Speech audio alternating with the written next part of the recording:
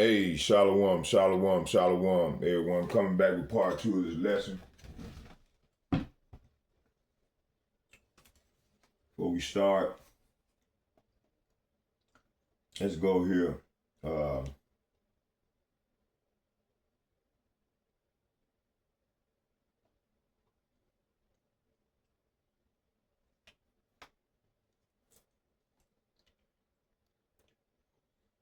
Fair use of the copyright statute.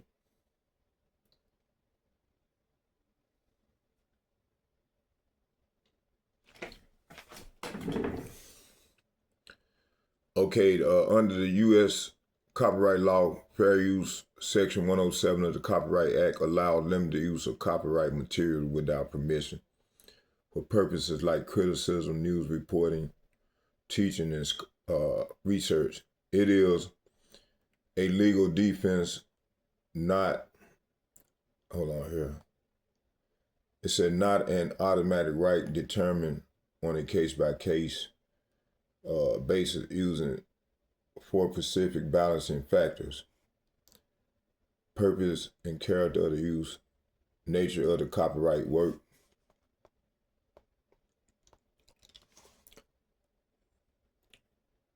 amount and substantiality used, and effect on the market. So I'm not monetized strictly for educational purposes, such as what I mentioned thereof. Okay, let's go into this thing.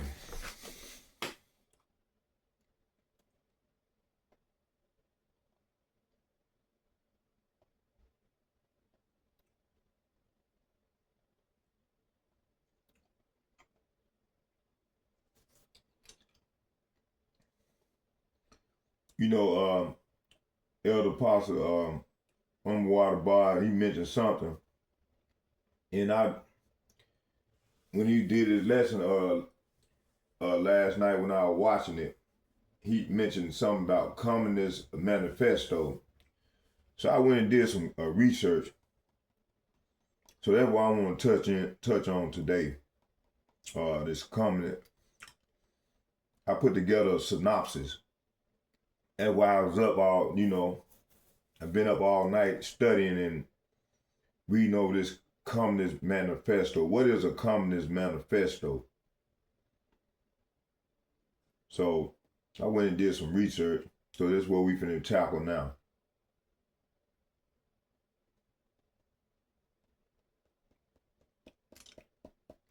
And then I'm gonna bring out some videos, and we're gonna read some scriptures, and same routine.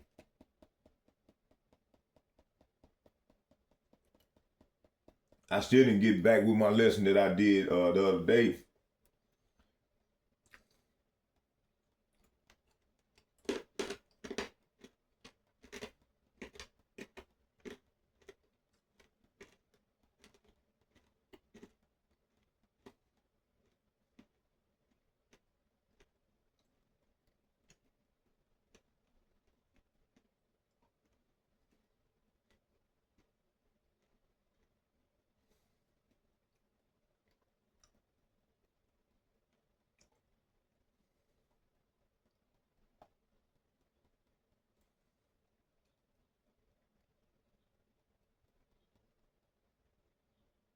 Okay.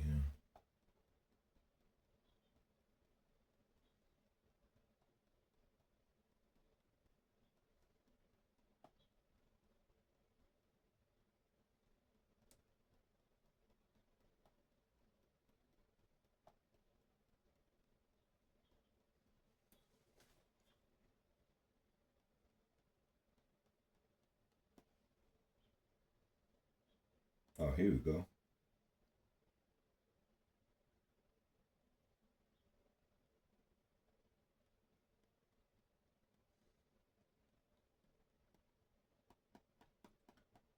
So yeah, we're gonna touch down on this Communist Manifesto. I'm gonna do 2 parts on this lesson, and Yeah, we're gonna do 2 parts on it.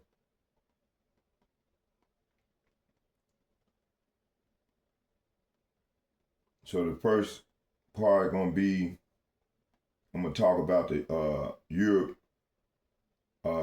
before 1848. So Europe before 1848, rapid industrial revolution reshaped Europe. Factory system replaced traditional craftsmanship. Urbanization increased poverty and overcrowding. Working conditions were harsh and unregulated. And it said wealth concentrated among industrial owners and political unrest spread across Europe. It said revolution of 1848 reflected widespread instability. Okay, section 2, Marx, Engels, background. Karl Marx studied philosophy and political economy. Engels came from a wealthy industrial family. Engels witnessed factory labor conditions firsthand. Both formed a long-term intellectual partnership, and they analyzed capitalism through historical materialism. Engels financially supported Marx's work. It said their collaboration shaped communist theory. Why the manifesto was written? Okay, written for the Communist League in 1847, intended as a political and ideological statement aimed to explain class struggle theory, sought to unify workers internationally, appeared during revolutionary tensions in Europe, critiqued competing socialist ideals, framed capitalism as historically temporary. Okay, it said history viewed as conflicts between social classes, ancient feudal and capitalist system compared bourgeoisie versus proletariat, identified as main classes. Economic conflict seen as structural and not personal. Capitalism intensified classes tensions and workers share a common economic interest. Classic struggle drives historical change. Okay, we're gonna tackle these 4 subjects in this first part of this lesson.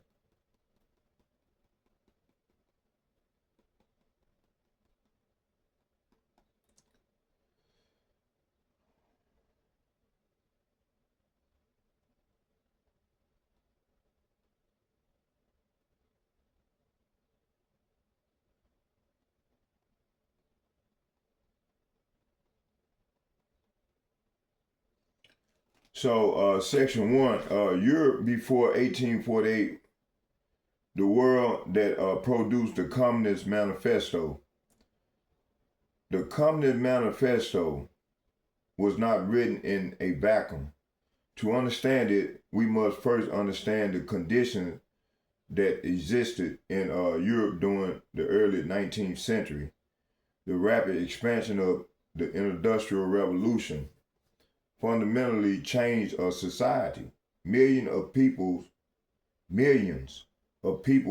left rural farms and villages to work in growing cities where factory promised employment but often delivered harsh working conditions. Factory workers commonly labored 12 to 16 hours each day for low wages. Child labor was widespread. workplace injuries were frequent, and there were few legal protections for employees.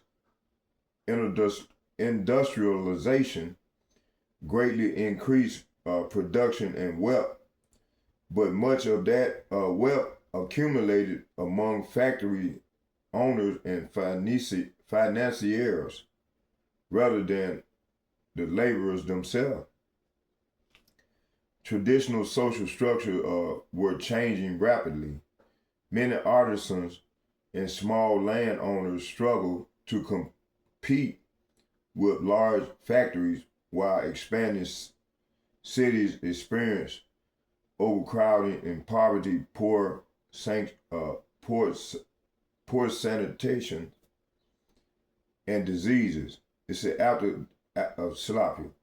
These conditions contribute to growing dissatisfaction among many workers and intellectuals. At the same time, Europe was undergoing major political change. The ideals of the French Revolution, liberty and equality and popular sovereignty had spread across the continent, inspiring demands for political reforms while also provoking resistance from established monarchies.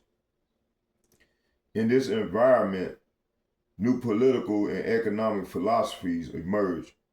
Some thinkers defended free market capitalism, believing competition and private enterprise would improve society over time. Others argued that the industrial capitalism created deep inequalities that required fundamental change. It was in the climate that Karl Marx and Friedrich Engels developed their critique of capitalism.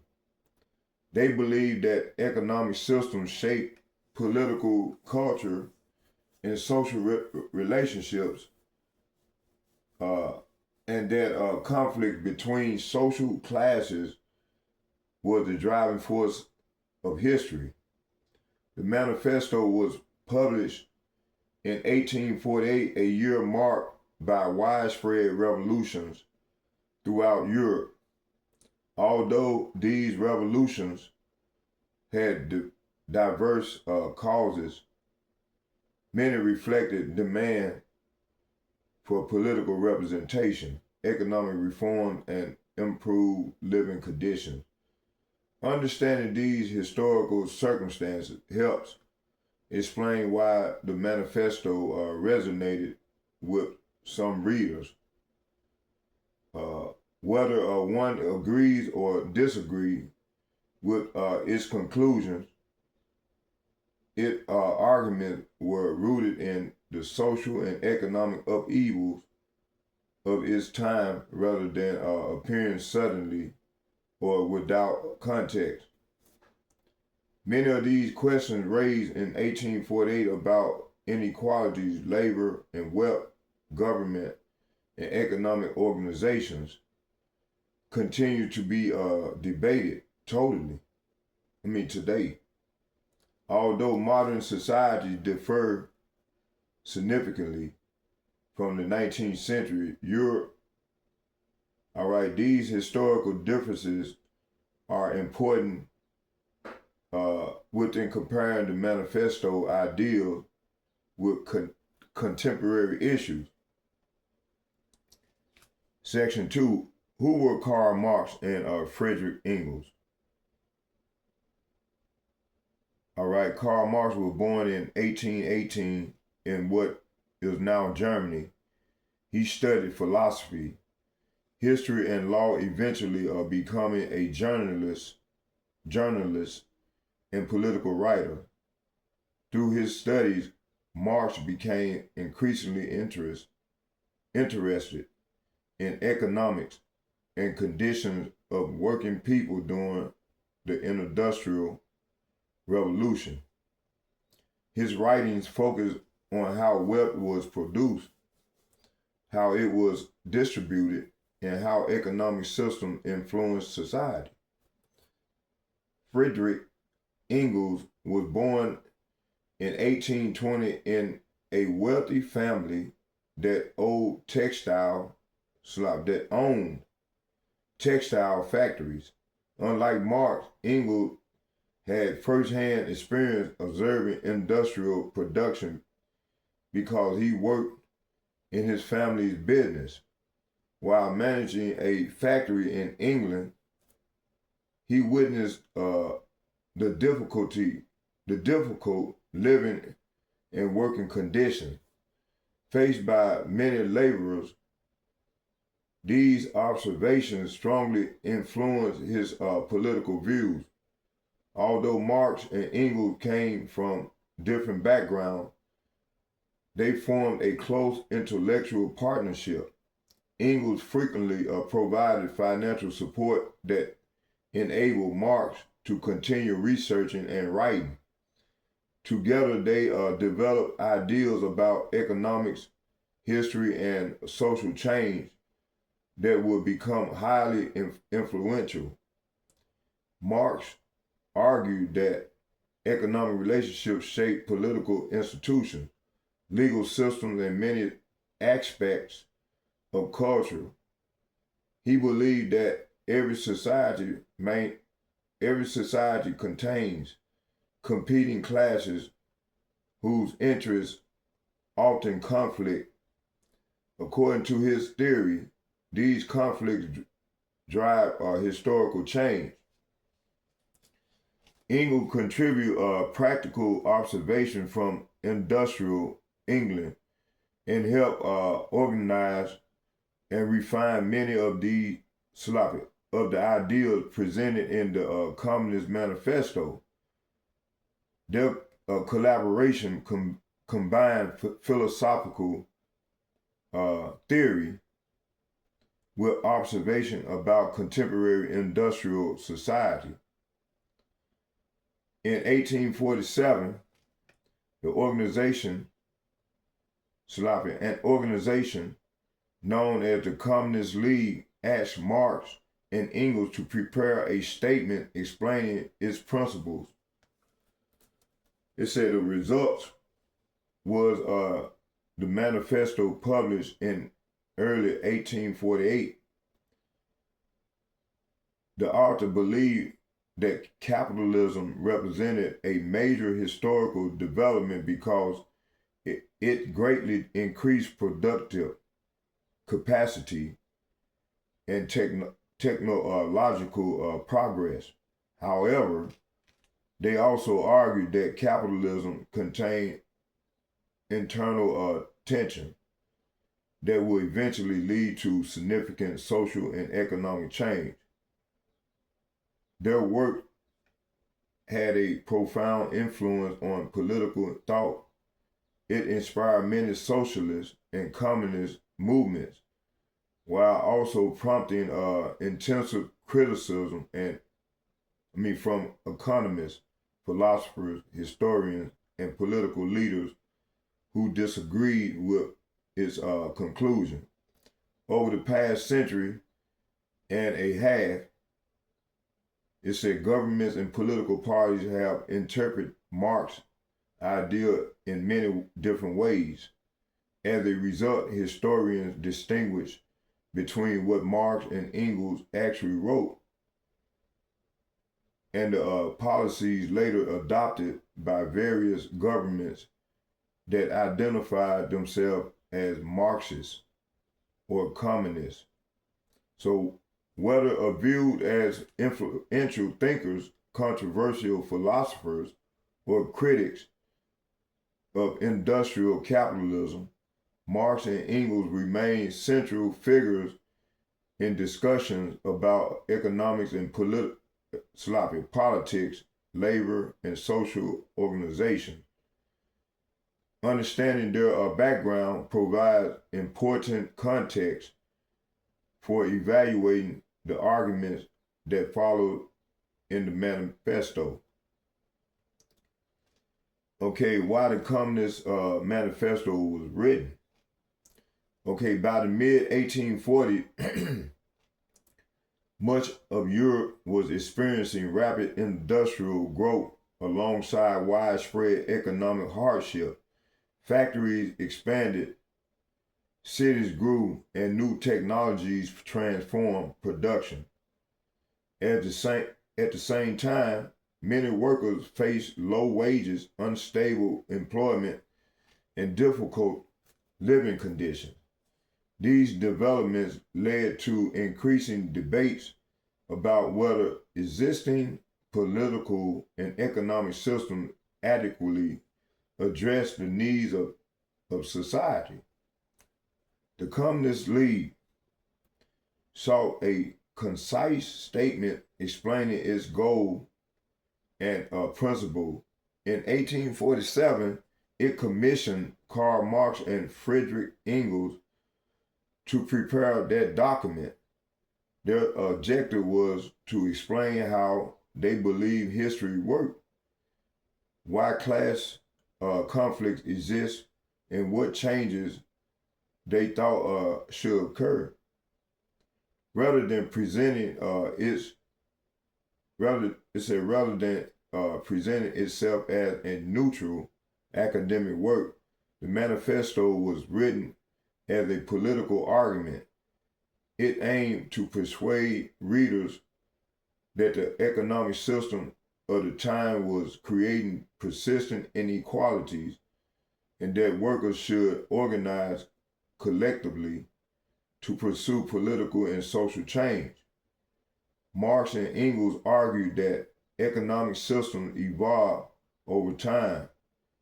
They viewed capitalism as a stage in historical development that had greatly increased productivity, but also generated conflicts between owners and productive property and wage laborers. In their view, those conflicts would eventually produce another stage of social organization. The manifesto also sought to distinguish the author's idea from other socialist movements that exist during the 19th century. Marx and Engels criticized approaches they consider unrealistic or insufficiently grounded in their analysis of economic and history. Other purpose was encourage international cooperation among workers. Industrialization was occurring across national borders, and the authors believed labor movements should likewise organize internationally rather than focusing focusing only on individual countries. The publication coincided with the widespread revolution of 1848, during which numerous European populations demanded political reform, constitutional government, and expanded civil rights. Although the manifesto did not cause these revolutions, it appeared during a period of extraordinary political upheavals. From a historical perspective, the document is significant because it influenced later political debates about labor rights, economic organization, social welfare, and relationship between governments and the economy. Its influence extended well beyond the immediate events of 1848. Okay, modern readers interpret the manifesto in different ways. Some regard it as an important critique of industrial capitalism, while others argue that its proposed solutions have produced serious problems. when implemented by later governments, historians generally distinguish between the original text and the diverse political system that later claimed inspiration from it. All right, the understanding why the manifesto was written helps place it within its historical setting.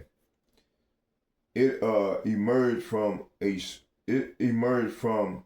the social, economic, and political condition of 19th century Europe and was intended to advocate for a particular vision of societal change rather than to serve as a detached historical account.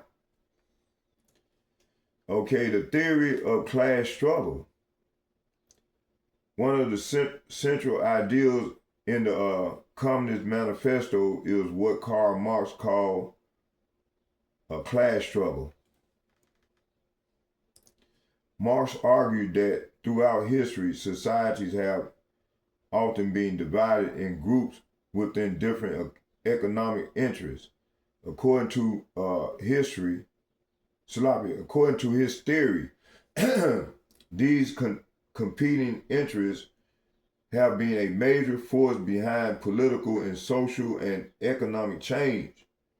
Marx pointed to examples from earlier periods of history, such as masters and slaves in some ancient societies, feudal lords, and serfs during the Middle Ages. And in his own era, factory owners and wage laborers.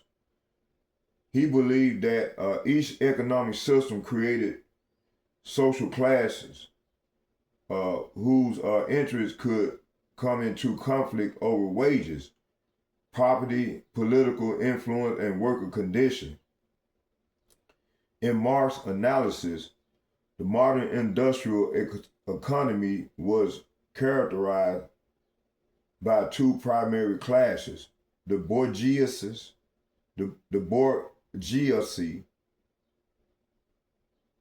own factories. Hold on, I want to do something. I want to look this word up and see so I can see if I'm pronouncing it right.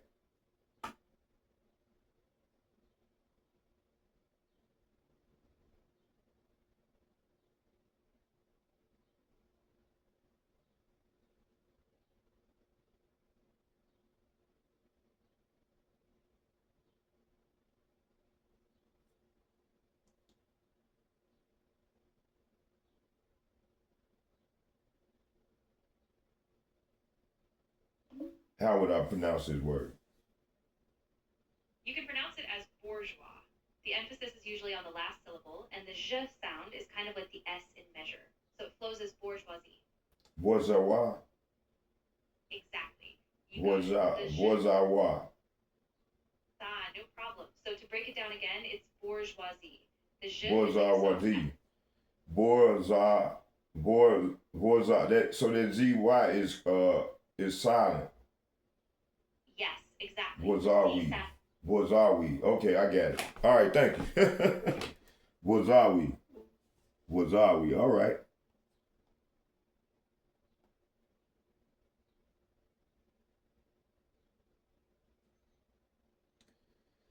All right, man, I gotta start over, man. What did I stop at? Man. Hold on, how much time we in? Y'all bear with me here. Take a break. Coffee break. Okay, yeah, I'm back. So we're going into the theory of class struggle. Okay. It said one of the central ideals in the Communist Manifesto is what Karl Marx called class struggle. Marx argued that throughout history, societies have often been divided in groups with different economic interests. According to his theory, these competing interests have been a major force behind political, social, and economic change. Marx pointed to examples from earlier periods of history, such as masters and slaves in some ancient societies, feudal lords and serfs during the Middle Ages, and in his own era, factory owners and wage laborers. He believed that each economic system created social classes whose interests could be could come into conflict over wages, property, and political influence and work conditions. All right, in Marx's analysis, the modern industrial economy was characterized by two primary classes: the bourgeoisies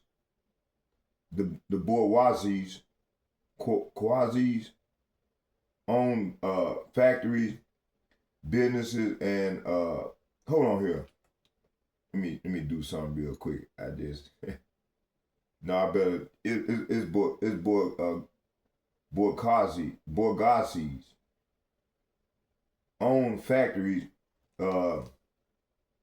businesses, and productive capital, while the proletariat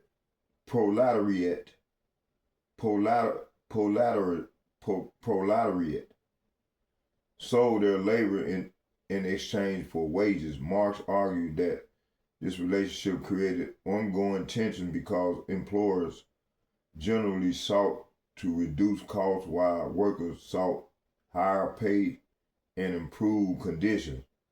Marx believed that these economic conflicts were structural rather than simply the result of individual greed or personal disagreements. He argued that the organization of production itself created incentives that placed employers and employees in opposing positions during the negotiation over wages, hours, and profits. Many historians note that labor disputes, strike, the campaigns for workplace reform during the 19th century reflected genuine conflicts over industrial working conditions. At the same time, other scholars argue that cooperation, innovation, and entrepreneurship, legal reform, and collective bargaining have also played major roles in improving living standards within market economies. In modern America, discussions about economic inequalities, executive compensation, labor union, automation, globalization, and the cost of living sometimes draw upon ideals related to class and economic opportunity. However, these debates occur within a society that differs significantly from 19th century Europe in its institutional laws and economic structure. Critics of Marx argue that his model simplifies society by emphasizing economic class above other factors such as culture, education, technological innovation, political institutions, and individual choice. They also note that many modern economies contain large middle classes and diverse forms of business ownership that do not fit neatly into a two-class framework. Supporters, on the other hand, contended that questions about wealth concentration, bargaining power, and economic inequality remain relevant. They argued that examining a relationship between labor, capital, and public policy continues to provide useful insight into contemporary economic debates. All right. It says whether one agrees with Marx's conclusions or not, the concept of class struggle has had a lasting influence on political philosophy, sociology, and economics.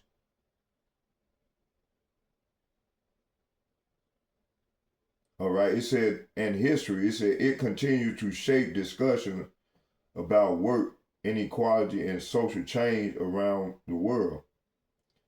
Understanding this theory is essential because it forms the foundation upon which the remaining argument of the manifesto are built. The later section developed this framework to explain Marx's view on capitalism, property, and government in revolution.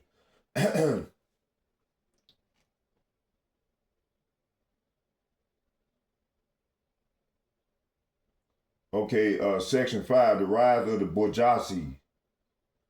All right, according to Karl Marx and Friedrich Engels, one of the defining developments of modern history was the rise of the bourgeoisie, the bourgeoisie, the bourgeoisies. All right, it said in their usage, this term refers primarily to those who own factories, businesses, commercial enterprise, and productive capital during the Industrial Revolution. The others argue that this class become increasingly influential as commerce, manufacturing, and technological expanded. Marx and Engels acknowledged that the bourgeoisies played a significant historical role. They created this class with advancing industry, expanding international trade, encouraging scientific and technological innovation, and increasing productive capacity. In this respect, the manifesto recognizes capitalism's ability to transform economies and generate unprecedented levels of production. The author argued, however, that these economies' achievement also changed social relationships as factories replaced many traditional forms of production. Increasing numbers of people became wage laborers rather than independent artisans or small landowners. Marx believed this shift concentrated economic power in fewer hands while making many workers dependent on wages. The manifesto also described how expanding global trade connected nations economically good capital and markets increasingly across national borders. Marx viewed this growing international commerce as an important feature of modern capitalism, arguing that economic systems were becoming more interconnected across countries. Modern historians generally agree that industrialization dramatically increased production, transportation, and communication, and international trade. At the same time, they note that its effects were mixed, producing both a substantial economic growth and significant social challenges that governments gradually addressed through labor law, public health, and measures, education reform, and workplace regulation. In contemporary discussion, some commentators compare large multinational corporations, financial institutions, and technology companies to aspects of what Marx described, while others argue that today's economies are far more diverse with small businesses, public companies, and cooperatives, nonprofits, and many forms of ownership existing alongside large corporations. Supporters of the market economies often emphasize that competition, entrepreneurship, and innovation and investment have contributed uh, to rising living standards over time. Critics, meanwhile, point to debates over market concentration. Come on, man, now get out of here. Critics, meanwhile, point to debates over market concentration, corporate influence, income inequalities, and the balance between economic efficiencies and social welfare. Marx believed that the same economic forces that strengthened the bourgeoisie, uh, bourgeoisies would eventually generate new conflicts within capitalism itself. This expectation become one of the central themes developed throughout the remainder of the manifesto. Today, scholars constitute to debate how accurately Marx's analysis describe modern economies. Some see enduring relevance in his observation about industrialization and globalization, while others argue the economic development has followed a more complex path than he anticipated. Understanding how Marx viewed the rise of the bourgeoisies is important because it explains why he regarded capitalism as both historically transformative and inherently unstable. This perspective set the stage for his discussion of the working class in the next section. The proletariat, the working class. Okay, let's get that, and then we're gonna watch some video.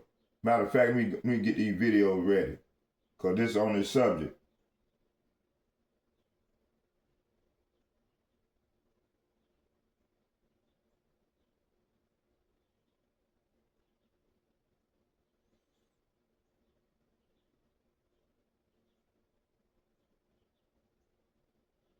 How much time we in? Okay, yeah, we're doing good. This is good right here.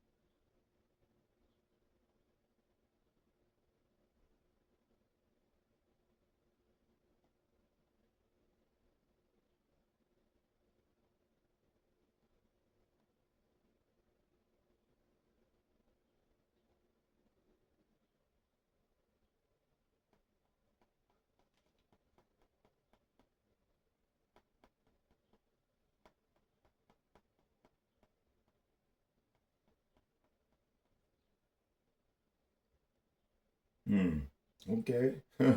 All right, let me see. Let's get out of here.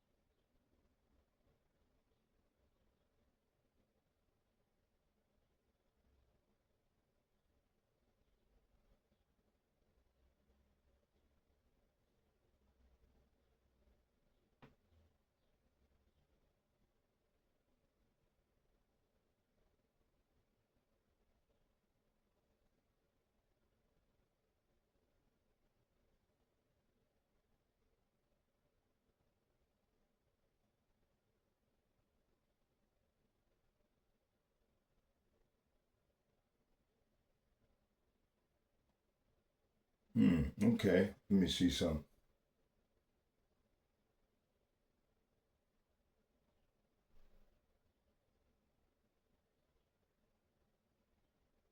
Peggy Flanagan is hiding, but she racked up special interest donations from Big Tobacco. The Communist Manifesto, Key Concepts. The Communist Manifesto is a pamphlet written by Karl Marx and Friedrich Engels in 1848 to serve as the platform of the Communist League.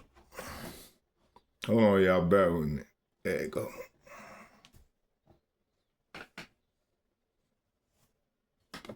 It became one of the principal programmatic statements of the European Socialist and Communist parties in the 19th and early 20th centuries. The Communist Manifesto embodies Marx and Engels' materialistic conception of history, and it surveys that history from the age of feudalism down to 19th century capitalism, which was destined, they declared, to be overthrown and replaced by a workers' society. The Communists, the vanguard of the working class, constituted the section of society that would accomplish the abolition of private property and raise the proletariat to the position of ruling class. In what follows, I will briefly sketch the key concepts of this seminal work. The manifesto begins by announcing, "A spectre is haunting Europe, the spectre of communism. All of the European powers have allied themselves against communism, frequently demonizing its ideas. Therefore, the communists have assembled in London and written this manifesto in order to make public their views, aims and tendencies, and to dispel the maliciously implanted misconceptions." The manifesto begins by addressing the issue of class antagonism. Marx writes, "The history of all hitherto existing society is the history of class struggles. Throughout history, we see the oppressor and oppressed in constant opposition to each other. This fight is sometimes hidden and sometimes open. However, each time the fight ends in either a revolutionary reconstruction of society or in the class's common ruin. In earlier ages, we saw society arranged into complicated class structures. For example, surveys that history from the age of the Communist Manifesto, Key Concepts. The Communist Manifesto is a pamphlet written by Karl Marx and Friedrich Engels in 1848 to serve as the platform of the Communist League. It became one of the principal programmatic statements of the European Socialist and Communist parties in the 19th and early 20th centuries. The Communist Manifesto embodies Marx and Engels' materialistic conception of history, and it surveys that history from the age of feudalism down to 19th century capitalism, which was destined, they declared, to be overthrown and replaced by a workers' society. The communists, the vanguard of the working class, constituted the section of society that would accomplish the abolition of private property and raise the proletariat to the position of ruling class. In what follows, I will briefly sketch the key concepts of this seminal work.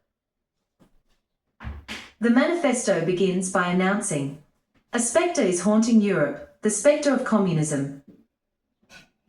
All of the European powers have allied themselves against communism, frequently demonizing its ideas. Therefore, the communists have assembled in London and written this manifesto in order to make public their views, aims and tendencies, and to dispel the maliciously implanted misconceptions."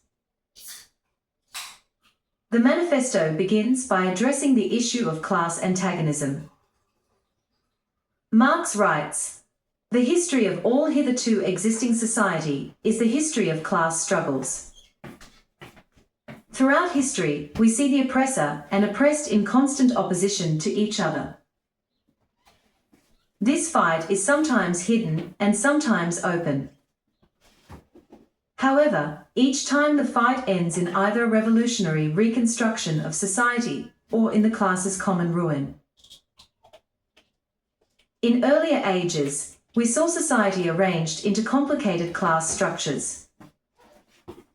For example, in medieval times there were feudal lords, vassals, guild masters, journeymen, apprentices and serfs. Modern bourgeois society sprouted from the ruins of feudal society. This society has class antagonisms as well, but it is also unique. Class antagonisms have become simplified as society increasingly splits into two rival camps, that is, bourgeoisie and proletariat. The manifesto then shows how the modern bourgeoisie is the product of several revolutions in the mode of production and of exchange. The development of the bourgeoisie began in the earliest towns and gained momentum with the age of exploration. Feudal guilds couldn't provide for increasing markets, and the manufacturing middle class took its place. However, markets kept growing and demand kept increasing, and manufacture couldn't keep up. This led to the Industrial Revolution.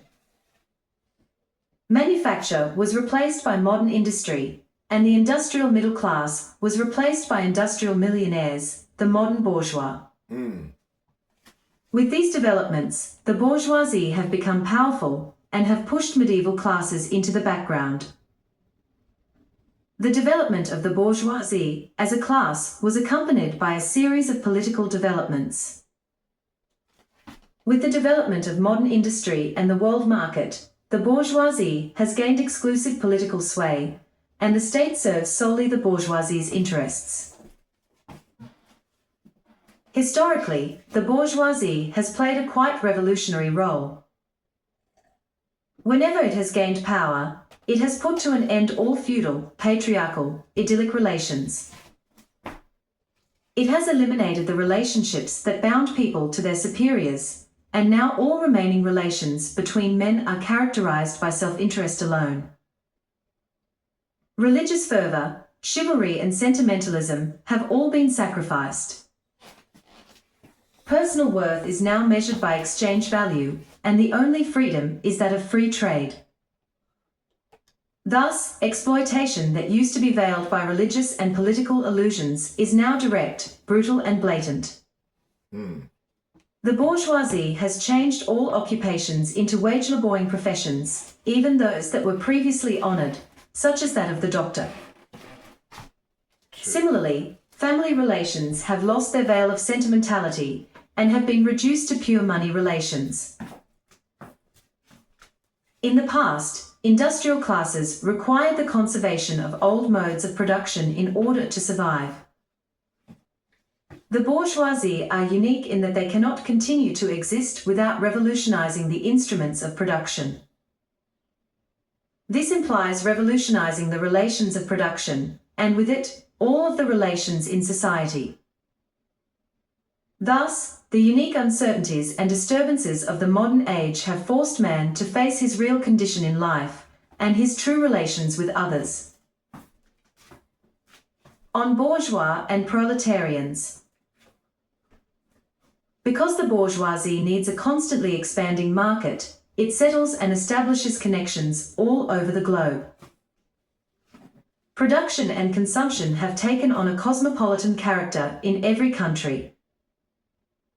This is true both for materials and for intellectual production, as national sovereignty and isolationism becomes less and less possible to sustain. The bourgeoisie draws even the most barbaric nations into civilization and compels all nations to adopt its mode of production. It creates a world after its own image. All become dependent on the bourgeoisie. It has also increased political centralization. Thus, we see that the means of production and of exchange, which serve as the basis of the bourgeoisie, originated in feudal society.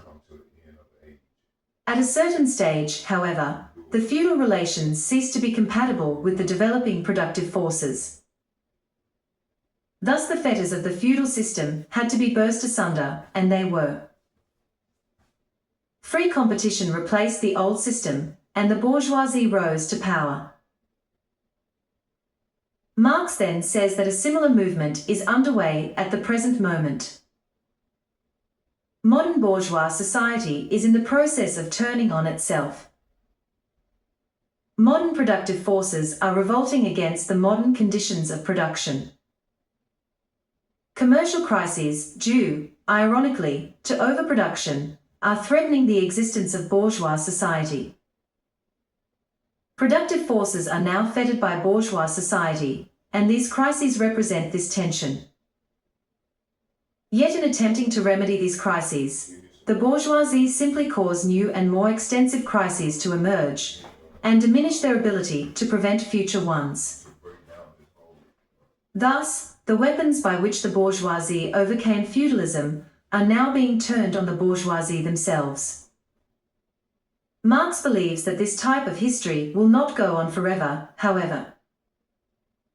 The manifesto will later argue that the modern class conflict is the final class conflict. The end of this conflict will mark the end of all class relations.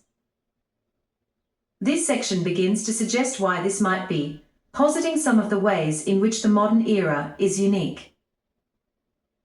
First, class antagonisms have been simplified as two opposing classes, the bourgeoisie and the proletariat, emerge. Secondly, while exploitative relationships were previously hidden behind things like ideology, now the veil has been lifted and everything is seen in terms of self-interest. Thirdly, in order for the bourgeoisie to continue to exist, they must continually revolutionize the instruments of production. This leaves social relations in an unprecedentedly unstable state. After examining the nature and history of the bourgeoisie, the manifesto now turns to the proletariat. As the bourgeoisie developed, so did the proletariat, and it is the proletariat who will eventually destroy the bourgeoisie. The proletarians live only as long as they can find work, and they can find work only as long as their labor increases capital. They are a commodity, and are vulnerable to all the fluctuations of the market. Due to the development of machines and the division of labor, the proletarian's work has lost all charm. The proletarian is simply an appendage of a machine. Furthermore, as his work becomes more repulsive, his wage only decreases. Marx describes the worker as a soldier and as a slave. Distinctions of age and sex are becoming less important, as all people are simply instruments of labor. Furthermore, no sooner does the worker get his wages from his exploitative boss, than he is exploited by other bourgeoisie, such as his landlord. The lower strata of the middle class, such as tradespeople, gradually sink into the proletariat. This is due to the fact that they lack sufficient capital, and the fact that technology has rendered their specialized skills no longer useful. The manifesto then describes the past history of the proletariat. As soon as this class was created, it began to struggle with the bourgeoisie. This struggle originally involved the individual laborer and later groups of workers rebelling against the bourgeois that directly exploited them. These workers hoped to revive the medieval status of the worker. At this point, the workers were still disorganized, divided by geography and by competition with one another. Furthermore, when they did form unions, they were under the influence of the bourgeois and actually served to further the objectives of the bourgeoisie. However, with the modern development of industry, the proletariat increased in number and became stronger and more concentrated. Furthermore, distinctions among laborers began to dissolve, as all shared equally low wages and equally unsure livelihoods. At this point, workers began to form trade unions and other associations, a process in which they are still engaged at the time of the manifesto's writing. The proletariat is further helped in its unification by the increased means of communication made possible by modern industry, allowing for the struggles to take on national character. While the organization of the proletariat into a class is continually destroyed by competition among workers, each time it rises again stronger. Furthermore, as other classes try to use the proletarians to forward political their own ends, they give them tools to fight the bourgeoisie. Marx explains that the only class today that is really revolutionary is the proletariat.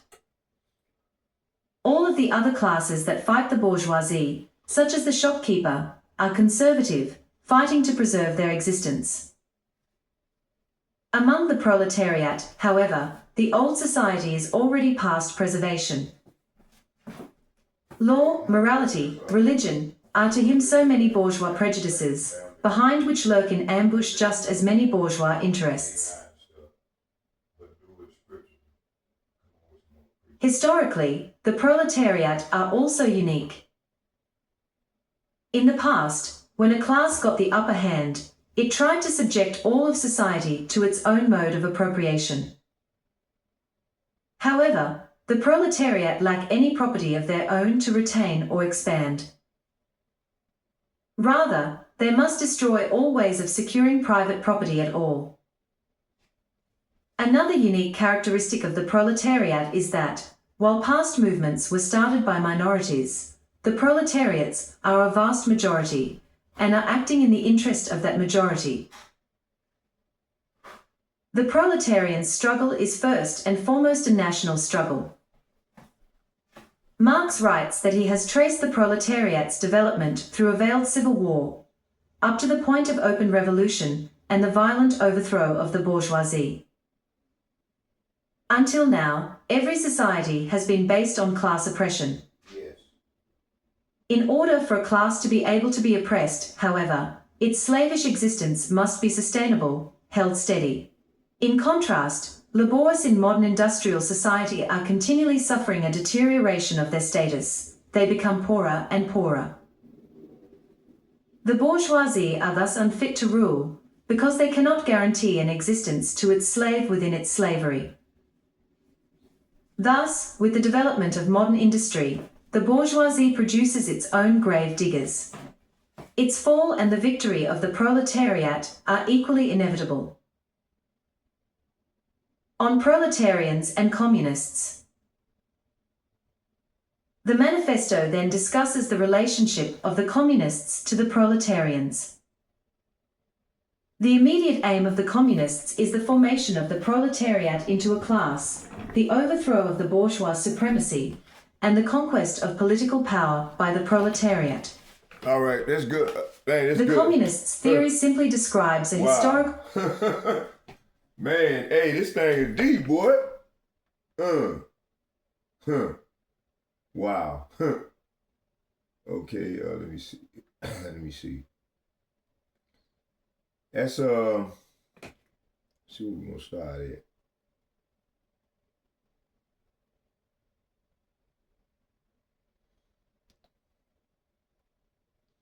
So they're a natural superior left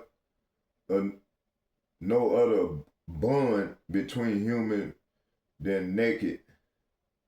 It says self-interest and heartless cash payments. It has drawn religious fervor,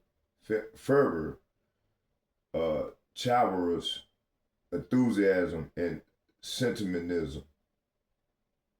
All right, what is it? Sentimentalism in a icy water ecological calculation, in a word for exploitation veiled by religious and political illusions. It has substitute naked, shameless, direct, brutal exploitation. So the excerpt cuts off right at Marx and Engels are describing how capitalism radically stripped away the complex social hierarchy of the past and replaced them with a single simplified economic reality. This vision visualized how the authors contrast complicated class structures of history with simplified camps in the 19th century. Here's a breakdown of that ship. Feudalism society, complex hierarchy with main destined, feudal lord, vassal, guide master, journeyman, serf, sprouted from ruins, modern bourgeoisies, society simplified into two warring camps. The bourgeoisies, owners of the modern and the proletariat, wage laborers. So the key drivers to the transformation. This text outlined the domino effect of economic technological shift that brought the bourgeoisies,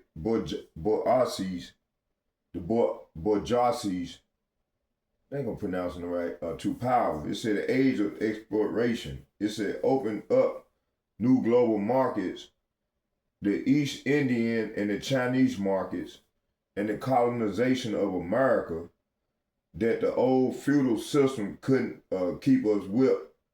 The manufacturing system, feudal guilds were pushed aside by the manufacturing middle class of the class to meet growing demands. The Industrial Revolution, as markets kept growing, steam and machinery revolutionized production. Traditional manufacturing gave way to giant modern industries, and the manufacturing middle class was replaced by industrial millionaires. So the millionaires became billionaires. So the modern bourgeoisies, ultimately Marx and Engels argued that this economic power translated into absolute political power, reducing the modern state to what they famously call a committee for managing the common affairs of the whole bourgeoisies. I think I'm pronouncing it right. So applying these exact concepts to the modern tech and digital landscape or the knowledge economy, the parallels are striking. Marx and Engels' 1848 description reads almost like a playbook for the Silicon Valley era, globalization, and the rise of automated platforms. Here's how those specific precepts apply to the field today. constantly revolutionized the industrial production. So the bourgeoisies cannot exist without constantly revolutionizing the instrument of production.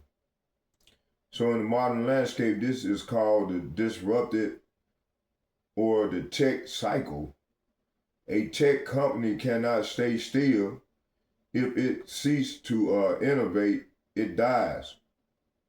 So then moving from hand weaving to steam-powered textile mills, now the rapid, relentless shift from software to cloud computing to mobile first apps and current to artificial intelligence, AI, and automation. So the instrument of production are no longer physical looms. They are code repositories, server farms, and data models. Capitalism demand this constant upgrade to stay competitive and squeeze out maximum efficiencies. Two, all that is solid melts into air. So the constant revolutionizing of production, uninterrupted disturbance of all social conditions. All that is solid melts into air. All that is holy is profane. So because technology moves so fast, traditional career paths, social norms, and entire industries evaporate overnight. The application to today is to think about how solid realities of the past, going to a physical bank or buying physical media or working a stable 30-year corporate job, have melted into digital subscriptions, gig economies, and apps and remote contracts. It creates what the text called everlasting uncertainty and agitation. Workers in tech corporate fields today feel this constantly, the anxiety that their hard-earned skills will be rendered obsolete by the new software update or automated tools within a few years. So professional class as paid wage laborers, okay, the bourgeoisies has stripped of its hollow every occupation here too, honored and locked up to with reverence. It has converted the physician, the lawyer, the priest, the poet, the man of science into a paid wage laborer. So Marx and Engels predicted that highly skilled, creative, and intellectual professions will eventually lose their independent status and be pulled into a capitalist machine. Okay, the application looked at the corporate tech field, digital media, and even medicine or law today. Writers, software, and engineers and designers, the modern poets and men of science are largely corporate employees producing intellectual property for massive platforms. Their creative or technical output is quantified, tracked by productivity metrics, and commodified. The hollow of the independent intellectual is replaced by the reality of tech workers selling their cognitive labor for a paycheck. For the global cosmopolitan digital market. So the need the need of constantly expanding markets chase the bourgeoisies over the entire surface of the globe. Production and consumption have taken on a cosmopolitan character. So the application, this is a literal blueprint of big tech and globalization, globalized supply chain. A software platform isn't built for one country. It is built to scale globally on a day one intellectual internationalized. Hold on, it said intellectual production is completely internationalized. A team in San Francisco managed a cloud infrastructure built on chips manufactured in Taiwan, utilizing data labeled by remote workers in the global south to serve users in Europe and Asia. It said summary of the end of an age dynamics. It said when you mention the coming of the end of an age, it aligns with the manifesto ultimate warning. Capitalism creates forces so powerful that it struggles to control them. See, and that's what we're seeing. Marx compared the system to a sorcerer. Say what? To a sorcerer who is no longer able to control the powers of the neither world whom he has called up by his spells. Wow. And that's what we're seeing.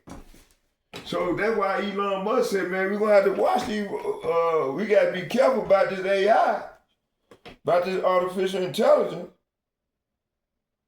It said by automating labor and centralizing all wealth and data into fewer hyper efficient hands, the system continuously strengthens the middle class.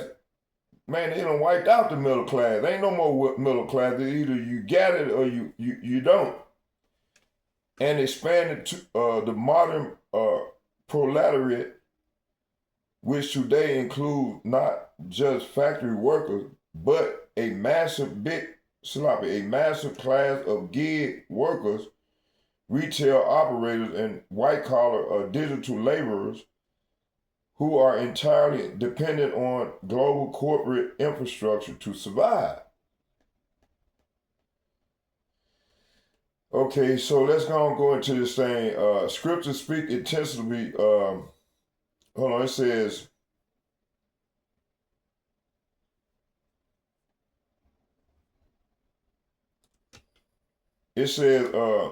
scriptures speak intensively to these exact dynamics, warning against the very things the manifesto described as ultimate markers of unbridled human system.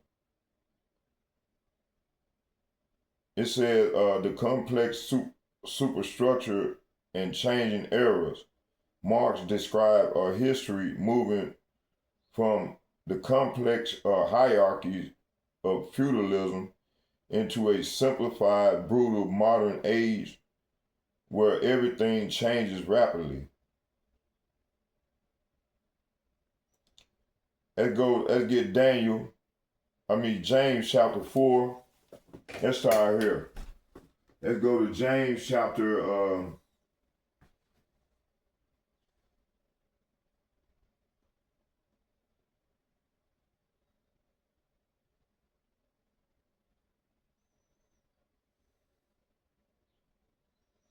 Let's go to James chapter 4.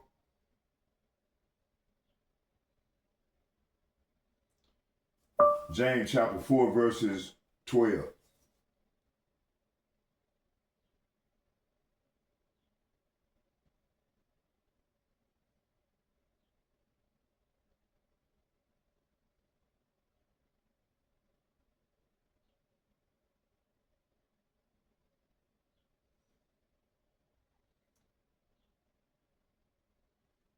I'm gonna start at 12. It says, there is one lawgiver who is able to save and to destroy. Who art thou that judgeth another? Verse 13, it said, go to now, yea, that say today or tomorrow we will go into such a city and continue there a year and buy and sell and get gain. Hey, this is how this man think. Verse 14 go to point. It said, whereas ye know not what shall be on the morrow, for what is your life?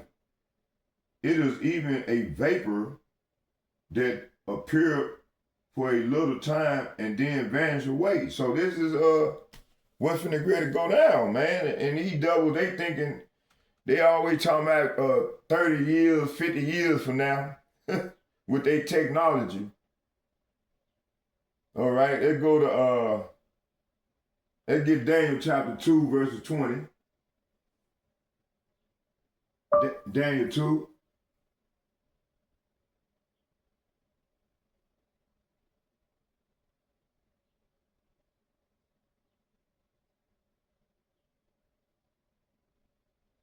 It started at 18. It said that I'm sorry, 17. It said, then Daniel went to his house and made the thing. It said Daniel went to his house and made the thing known to Hananiah, Mishael, and Azariah, his companions. Verse 18, that they would desire mercy of the power of heaven concerning this secret, that Daniel and his fellows should not perish with the rest of the wise men of Babylon. Verse 19, then was the secret revealed unto Daniel in the night vision. Then Daniel blessed the power of heaven. Daniel answered and said, blessed be the name of power forever and ever, for wisdom and might are his. See? Verse 21, Daniel answered and said, blessed be, I read. It said, and he changeth the times and the season. He removeth kings and setteth up kings. He giveth wisdom unto the wise and knowledge to them that know understanding. See? So these devils, they just got their left hand wisdom. They don't have wisdom of the right hand side, because the Lord didn't set them up for this purpose. So even at the same time, the Lord can really destroy these devils, man. So the connection, the manifesto highlights that human system empires and economic structures like feudalism feel permanent while they exist, but they are ultimately fragile. Scripture reminds us that the human kingdoms, technologies, and social structure are shifting sand. Say what? Shifting sand. Amidst the everlasting uncertainty Mark speaks of is the natural state of relying on human-made systems rather than the internal. That's right. So, hey, at least he did have wisdom to see these things, that it is like he said, shifting sand. Social structures are shifting sand. So Marx called them these technology social structures are shifting sand. Wow. 2, reducing human relationship to cash payments. So the text laments that the modern age left no other bond between people than naked self-interest and heartless cash payments, drowning out honor, faith, and family in the icy waters of egotistical calculations. Let's go to let's get 1 Timothy.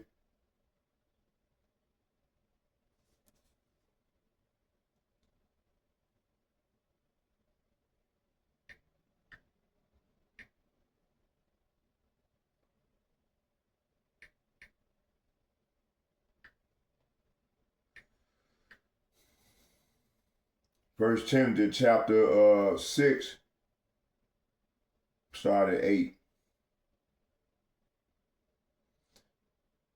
It said,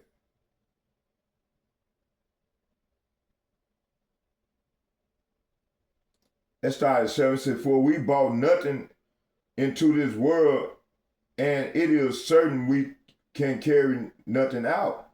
See, hey man, we know this here, man. Matter of fact, let's start at 6. Said, but reverence with contentment is great gain. Hey, start with the elder apostles and the bishops and like-minded men on down, man. We reverence with contentment is great gain. See, we content with what we got, man. For we brought nothing into this world, and it is certain we can't carry nothing out. But these devils, they think these devils think they trying to commit they trying to create a artificial what is it, birthright. That's what elder apostle Yahshua called it, artificial birthright. That they gonna live forever and keep their riches forever. Hey man, these people crazy as hell, man. It said, and having food and raiment, let us be therewith content. See, hey, we content to hopefully elect. We content, man. Because we already know the outcome in this man destiny, man.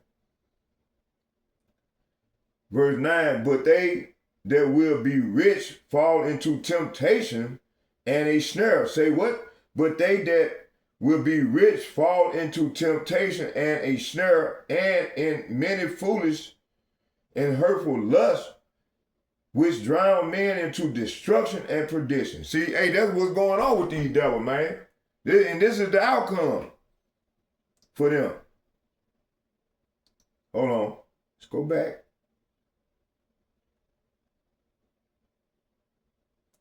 Verse 10, for the love of money, say what? For the love of money, say what? For the love of money is the root of all evil, which while some covet after, they have erred in the faith and pierced themselves through with many sorrows. So this is what's coming, man. The Lord finna get ready to destroy them, man.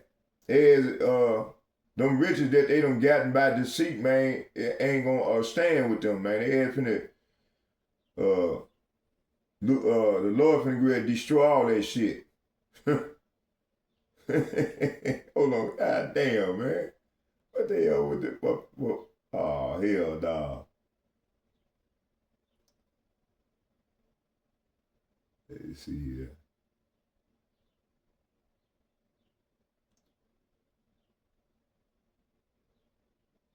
Man, come on, man.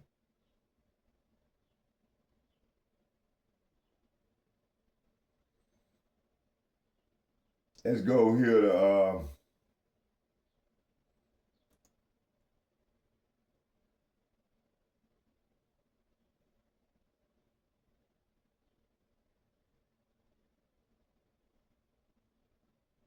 here we go. Let's get Matthew chapter 24.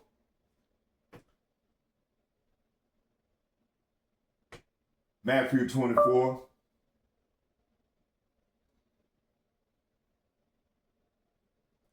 I'm going to start at 10.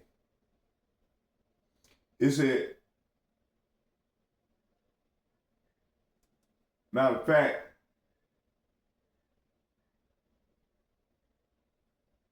let's start at 6. It said, and ye shall hear of wars and rumor of wars. See that ye be not troubled, for all these things must come to pass, but the end is not yet. Verse 7, for nation shall rise against nation, and kingdom against kingdom, and there shall be famine and pestilence and earthquakes in diverse places. Verse 8, all these are the beginning of sorrows. All right, then shall they deliver you up to be afflicted, and shall kill you, and ye shall be hated of all nations for my name's sake. Verse 10, and then shall many be offended, and shall betray one another, and shall hate one another. Are we not seeing these things? Verse 11. And many false prophets shall rise and shall deceive many. Are we not seeing these things, especially in them churches, in them harlot houses? It said, because of iniquity shall abound, the love of many shall wax cold. And this is what we seeing. So for the love of money is the root of all evil, all kinds of evil. And I mean, it is through this craving that some have wandered away from the faith and pierced themselves with many pains. 1 Timothy chapter 6 verses 10, it said, and because of lawlessness will be increased, the love of many will grow cold. Matthew chapter 24 verses 12. So this connection Marx observed a world where human empathy is replaced by cold financial transaction. Are we not seeing anything with this AI and digital world we living in now? It said the Bible directly correlates the obsession with wealth and capital to a literal freezing of human heart. The love of many will grow cold. Are we not seeing anything? It said when money becomes the sole metric of human value, people treat one another as tools for profits rather than image bearers of God, of power. The exploitation of the working class, the proletariat. So the text focuses heavily on the exploitation of those who have nothing to sell but their daily labor, while wealth accumulates in the hands of a few industrial billionaires now. Shit. Ain't no millionaire, these are billionaires. Shit. James chapter 5.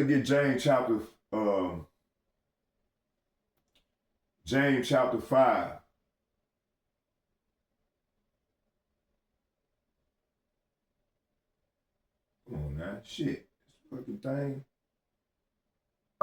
James chapter 5 verses 4.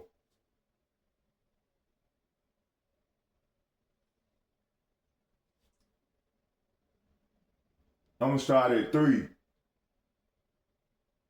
Matter of fact, let's start at the top. It said, go now, ye rich men. So the Lord is saying, go now, ye rich men, and weep and howl for your misery. Say what? For your misery shall come upon you. Your riches are corrupt. Say what? For your riches are corrupt, and your garments are moth-eaten. Your gold and your silver is cankered. And it said, and the rust of them shall be a witness against you, and shall eat your flesh as it were fire. Ye have heaped treasure together for the last days. Behold, the hire and the laborers who have reaped down your fields, which is of you kept back by fraud, cry up, and the cries of them which have heaped are entered into the ears of Yahweh by Hashem, Yahweh Shai of Sabaoth, of heaven's army. So, hey, the Lord is hearing what's going on, man. He's ready to come and pay you wicked ass devils a visit. Actually, he's doing it now via the angels and via these plagues. Jeremiah 23. Let's start at 20.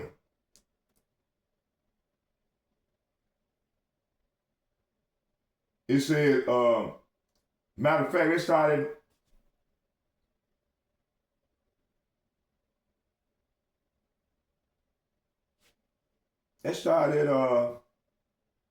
17. Said, they say still unto them that despise me, Yahweh by Hashem, Yahweh Shai has said, ye shall have peace.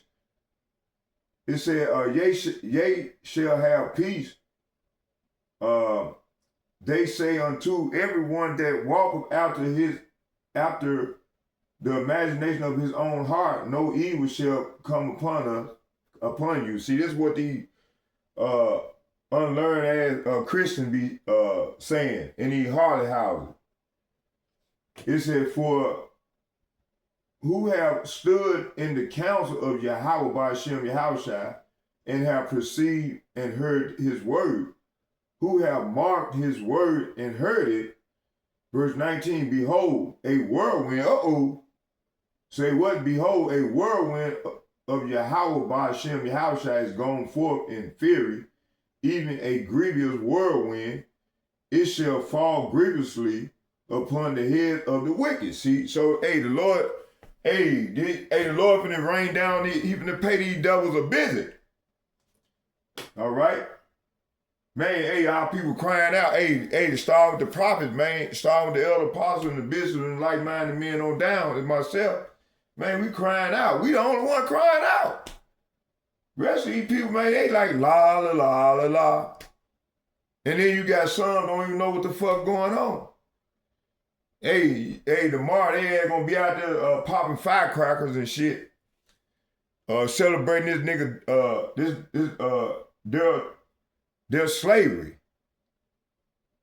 We coming up on 250 years of this nigga anniversary where he came over here and took this land. Matter of fact, let's go to Habakkuk. Let's go there real quick. Let's go to Habakkuk chapter 2.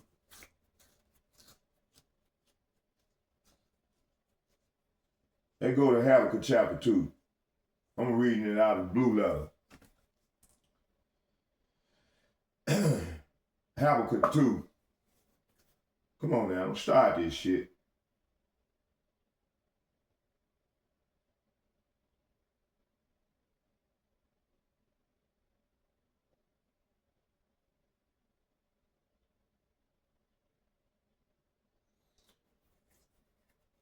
Habakkuk chapter 2, verses 1, it says, I will stand upon my watch and set me upon the towers, and will watch to see what he will say unto me, and what I shall answer when I am reproved.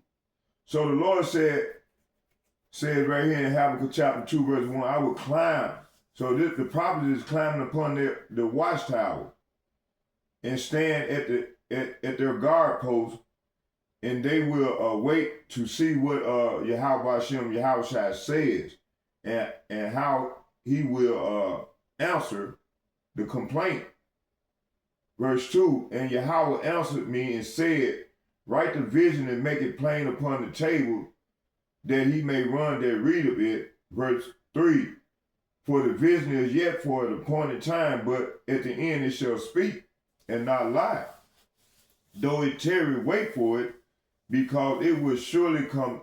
It will surely come. It will not tarry. So, like we've been saying, these prophecies is popping like popcorn. Pop, pop, pop. Pop, pop, pop, pop. And it's overflowing. You know, like the kettle when you put that butter in that regular popcorn, and when you get the popping, the top is just pop over and almost come out. It's like that's how these prophecies is popping, you know. It said, behold, his soul, whose soul? Esau, Edom, these elite international banking families, these technocrats. You know, they got a hierarchy. They got a hierarchy. You know, like a pyramid. Like you look on, like who was that saying that? On that dollar bill, you look on the bottom, the back of a dollar bill. They got their thing. I think who was saying that? One of the apostles was going into that last night. Let me see where. I got a dollar bill somewhere. Let me see.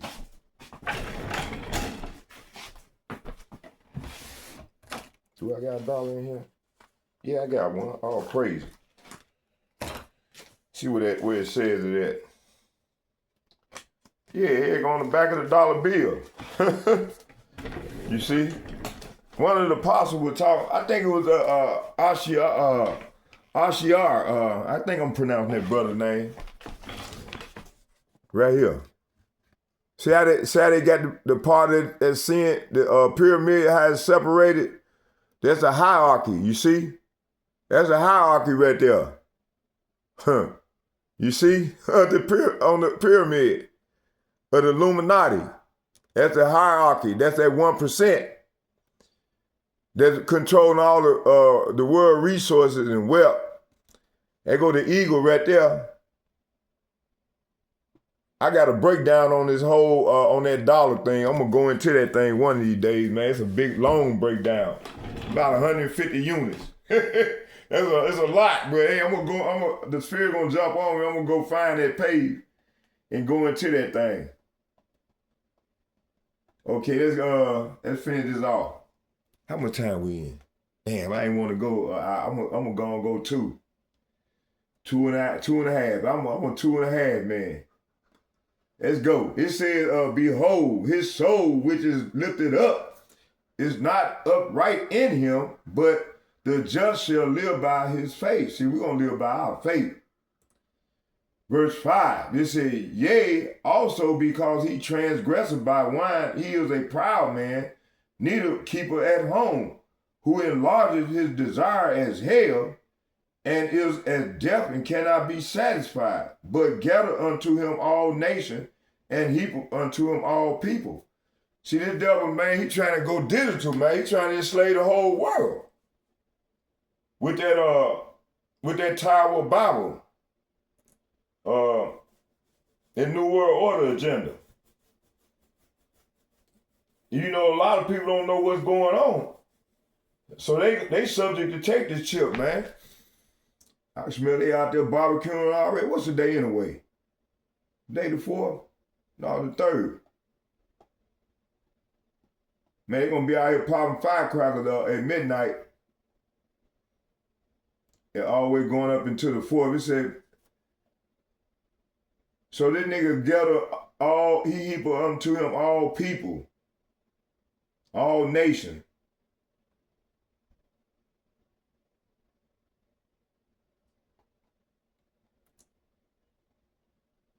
What is that wine? That wine is yayin.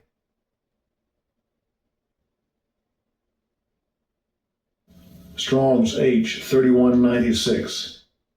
Yayin. Yayin. Yayin. Okay, it says here yayin, meaning of fertness, wine, fermented. By implication of intoxication, banqueting, wine. Okay.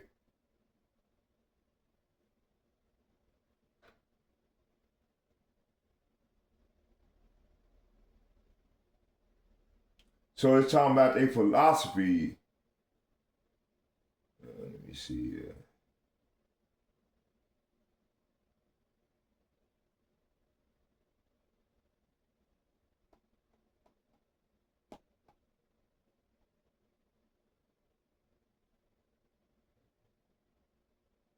Yeah, that's good enough. Let's keep it moving. Let me see here.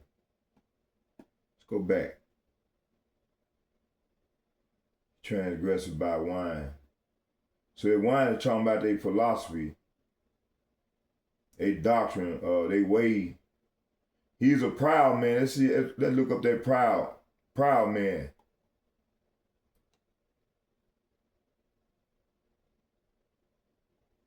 He transgressive, that's H898.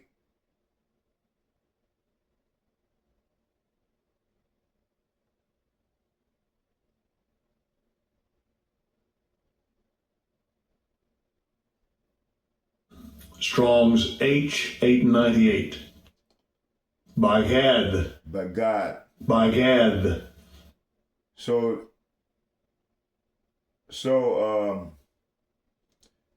to act treacherously, deceitful, deal treacherously. Is this nigga not doing this with the Negro, Latino, Native American? And he doing it with his own kind. To act or deal treacherously, faithlessly, deceitfully, offend, transgressor, transgress deceitfully, treacherous dealer. So this nigga is a treacherous dealer.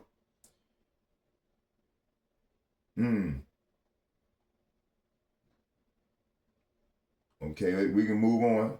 Let me get a precept.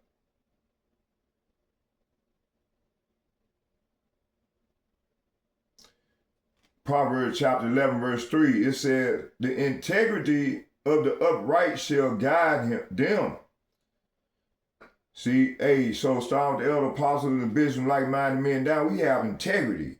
And it's guiding us. It said the integrity of the upright shall guide them, but the perverseness of transgressors shall destroy them. See, so they're going to be destroyed. Proverbs chapter 11, verse 6, the righteousness of the upright shall deliver them, but the transgressors shall be taken in their own naughtiness. See, they're going to be taken in their own naughtiness. So the Lord is making distinction between the righteous and the wicked. They get Proverbs chapter 21, verse 18, the wicked shall be a ransom for the righteous, and the transgressors for the upright. So that means the Lord gonna take their ass into slave. They're gonna be our slaves. The transgressors, they're going head on into slavery. Proverbs chapter 22, verses 12, the eye of Yahweh preserve. Say what? The eyes of Yahweh preserve knowledge, and he overthroweth the words of the transgressor. So they're going to be overthrown. Let's come on out of there. That's enough. I done proved my point. Let's go back to, what was it? So much, man. Damn, it's so much. That gets 6. Habakkuk chapter 2, verses 6. Shall not all these take up a parable against him, and a taunting proverb against him, and say, woe, that means death and destruction, to him that increaseth that which is not his. See? So how long? Say what? How long? And to him that ladeth himself with thick clay. Man, America is over $100 trillion in debt. They try to downplay it, but man, in that thick clay is heavy debt. Albeit, let's get it.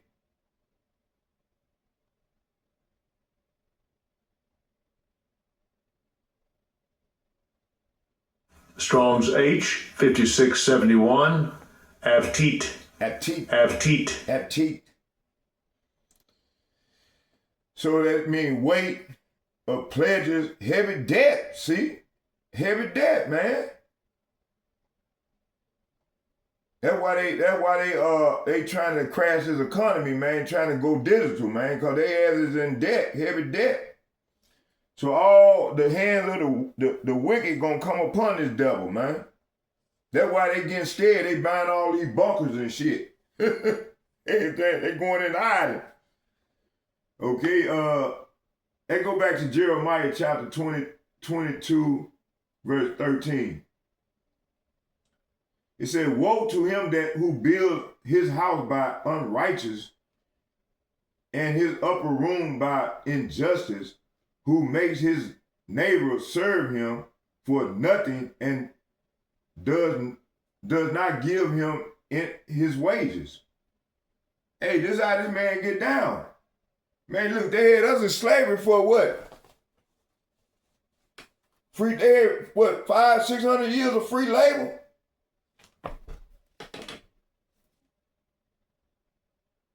And now they got them men over there in the motherfucking prison houses working for a little arms or nothing, 22 cents an hour. Man, when I was locked up in the penitentiary, I said, man, I wasn't trying to go to work. Yeah, them niggas in there trying to work, man. I said, man, fuck this shit. I ain't gonna work for these goddamn crackers. Shit, fuck that shit. It's bad enough I'm already locked up. Fuck this shit, man. But them brothers, they was in there working hard in the motherfucker for that little ass change, man. 10-hour days, man, making these motherfuckers millions of dollars, man. They ass ain't making nothing but enough to make commissary, man. Fuck that. And then you buying all that food. A lot of niggas, man, they get cancer when they in there, man.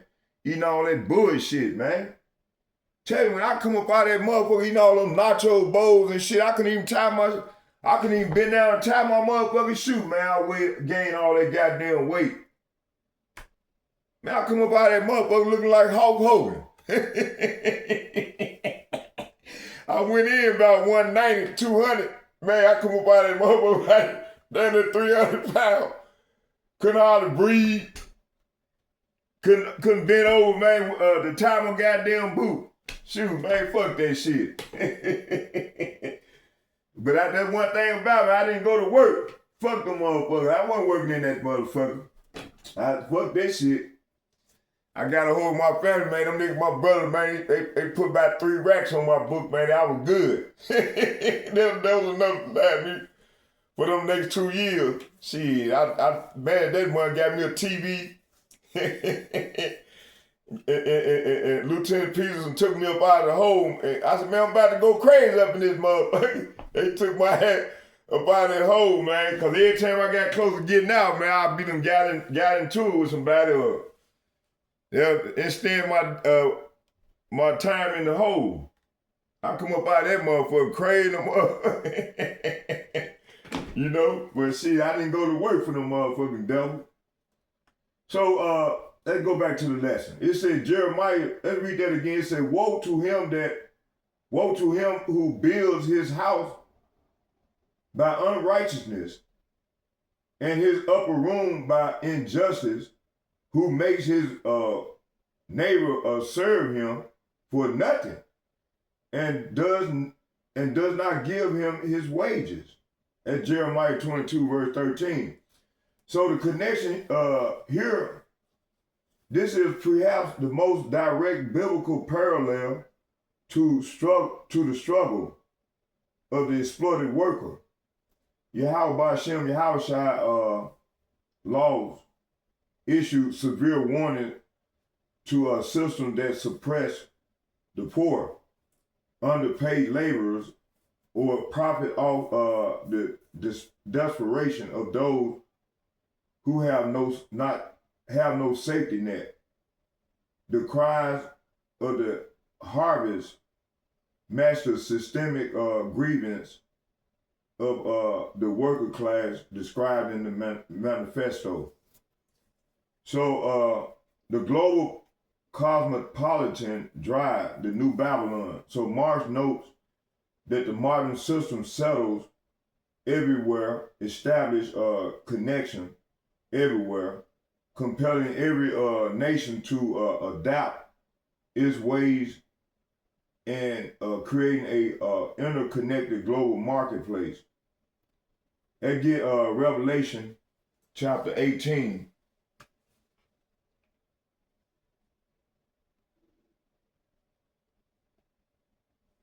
And get first, let's go here first.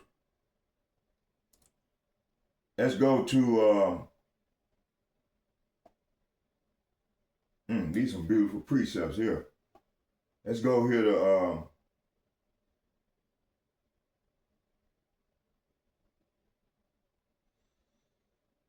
first, let's go to Genesis. Matter of fact, let's start here at how much time we in? Let's go here to hold on here. Open my Bible up real quick here. Let's get thank you, Jeremiah. I'm just moving in the spirit right now. I got precepts already, but the spirit guided me another way. So I'm gonna roll with the spirit.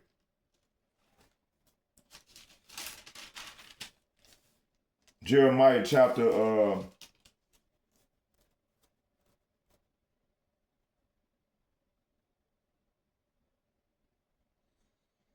that get Jeremiah chapter matter of fact, yeah, Jeremiah chapter 49. We're gonna start there.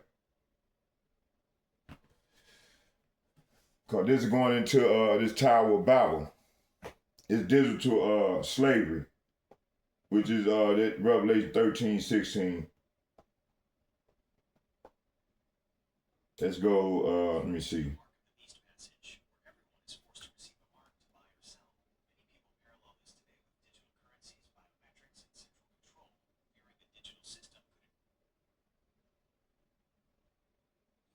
Let's go here to Jeremiah chapter 50. No, 49. Jeremiah 49, verse 7. Let's start there. It said, concerning Edom, thus saith Yahweh, Bahashem, Yahweh shall of hosts, is wisdom no more in Tema? Is counsel perished from the prudent? Is their wisdom vanished? So this message was given concerning Edom. This is what Yahweh Bahashem, Yahweh shall of heaven army says. Is there no wisdom in Tema? Is no one left to give wise counsel?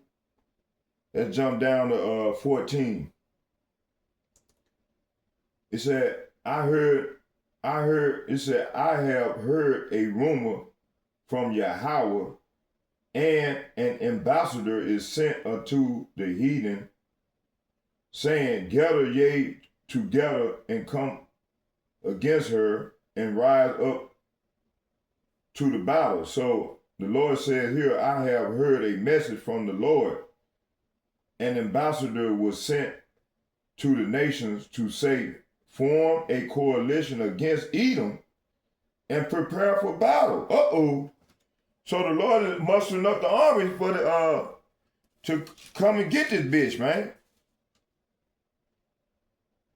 Verse 16, the arrogance of your heart has deceived you, O you who live in the clefts of the rocks, who occupy the heights of the hill. Though you make your nest as high as the eagles, I will bring you down from thence, from there, declares Yahweh Bashem Yahushai. Verse 17, and Edom will become an object of horror. Everyone who passes by it will be horrified and will hiss at all its wounds. See, the Lord can really deal with Edom. Let's go to Jeremiah chapter 50, verse 1. It said, the word of Yahweh, the word which Yahweh spake concerning Babylon, the land of the Chaldean, through Jeremiah the prophet. Verse 2, it said, declare and proclaim among the nations, proclaim it and lift up a standard, and do not conceal it, but say, Babylon has been captured. Baal has been put to shame, and Marduk has been shattered. Her images has been put to shame. Her idols has been shattered. So this is what's coming, man. Verse 3, for a nation has come up against her out of the north, and it will make her land an object of horror, and there will be no inhabitants in it. Both man and beast have wandered off, and they have gone away. See? So, hey, man, the Lord is moving on Babylon, man. Let's go to Genesis.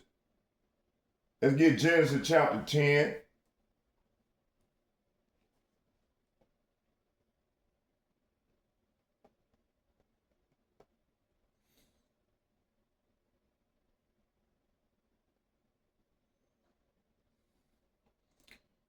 Genesis chapter 10.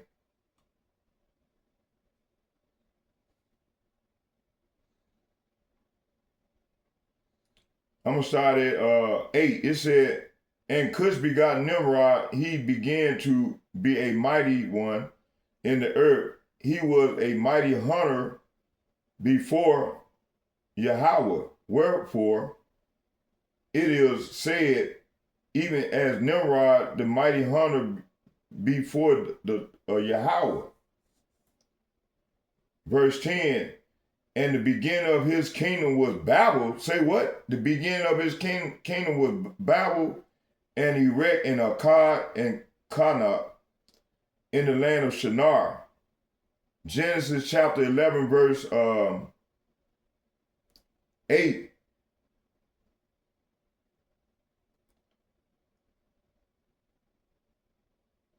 Let's start at 7.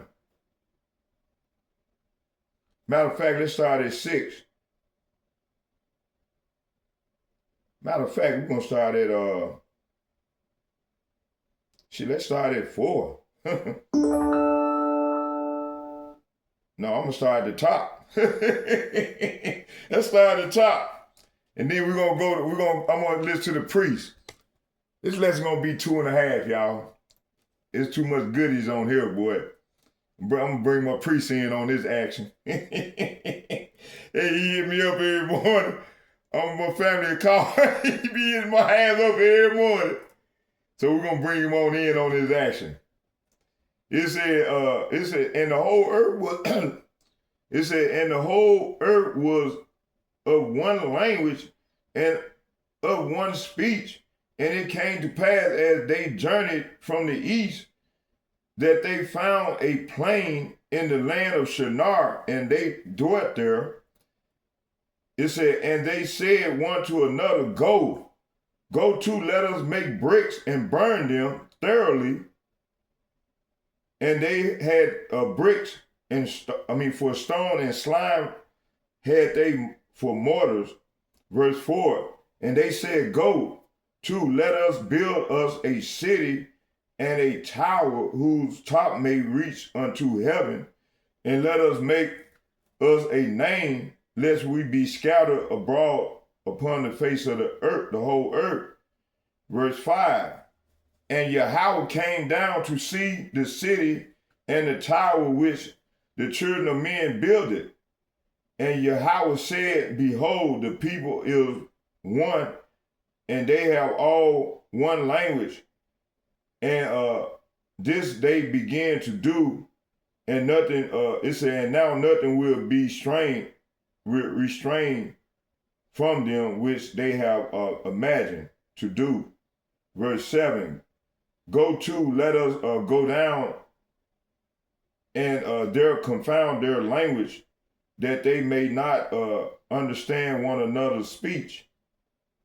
Verse 8, so Yahweh, say what? So Yahweh by Hashem, Yahweh shall scatter them abroad from thence upon the face of all the earth. And they left off to build the city. Verse 9, therefore is the name of it called Babel, because Yahweh did there confound the language of all the earth. And from thence did Yahweh scatter them abroad upon the face of all the earth. So if the Lord wanted everybody to be one, it would substantiate that. The Lord don't want us to be all one religion, one government, one ruler. No. That's why the Lord confounded the language of everyone. So what is Esau talking about? What is these devils? See, these devils, main thing, they trying to play like they God. So the Lord can reach out and touch these devils. All right? I just wanted to get those scriptures right there. So I want to go back to, hold on, let's watch some of this priest video while I got him on here.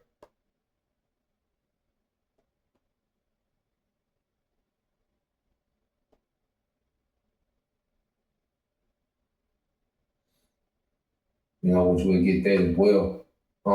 Let's get some of these precepts.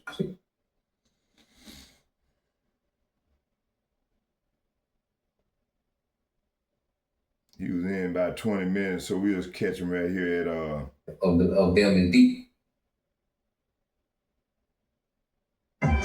This is what's coming for us, y'all. This is what's coming for us, y'all. You see? Hey, this is what's coming for us. The little baby's gonna be out playing together. Hey, this is what's coming, Jack. Even though we have this knowledge, we have this truth. And this is what these devils trying to stop. I know that works in tribulation and poverty, but thou art rich. Why are we rich? Because we're rich in faith. We have this knowledge. That's right. So our hope is at our last end, we're going to be increased. Man. Okay? And if you ask me, the greatest riches right now is to be delivered by Yahweh Shai. That's right. That new body that the Apostle Paul Man, that's what we want. 1 Corinthians 15 That's why we chapter. working overdrive, Get that. man, the men of the Lord, man.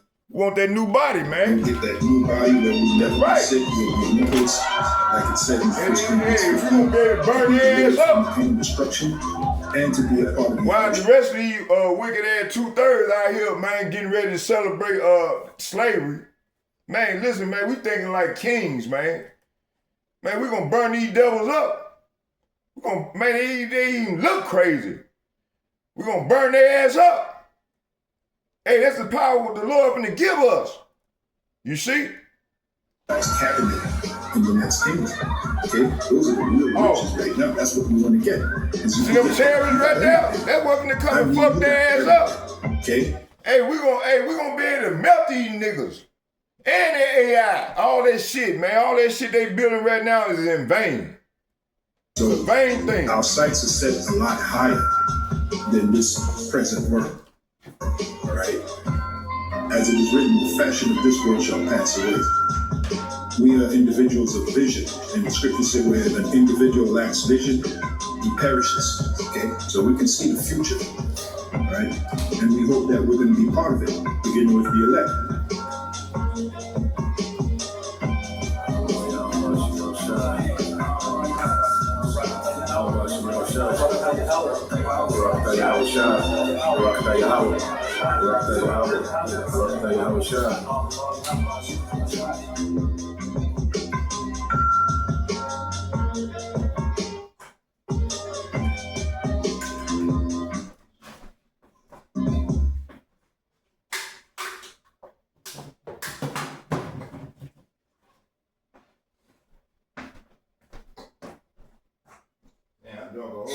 All right, Shalom.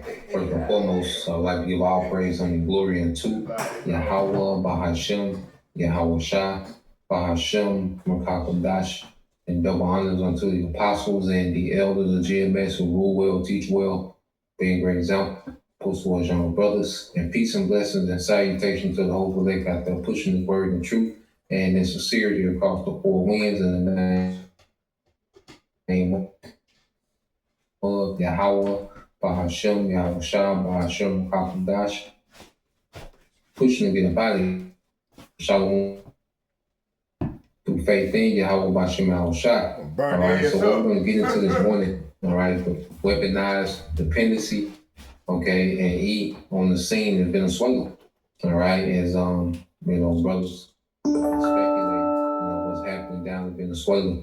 You best believe, all right, that the devil, has his hands in the mix, Yeah, okay? he did.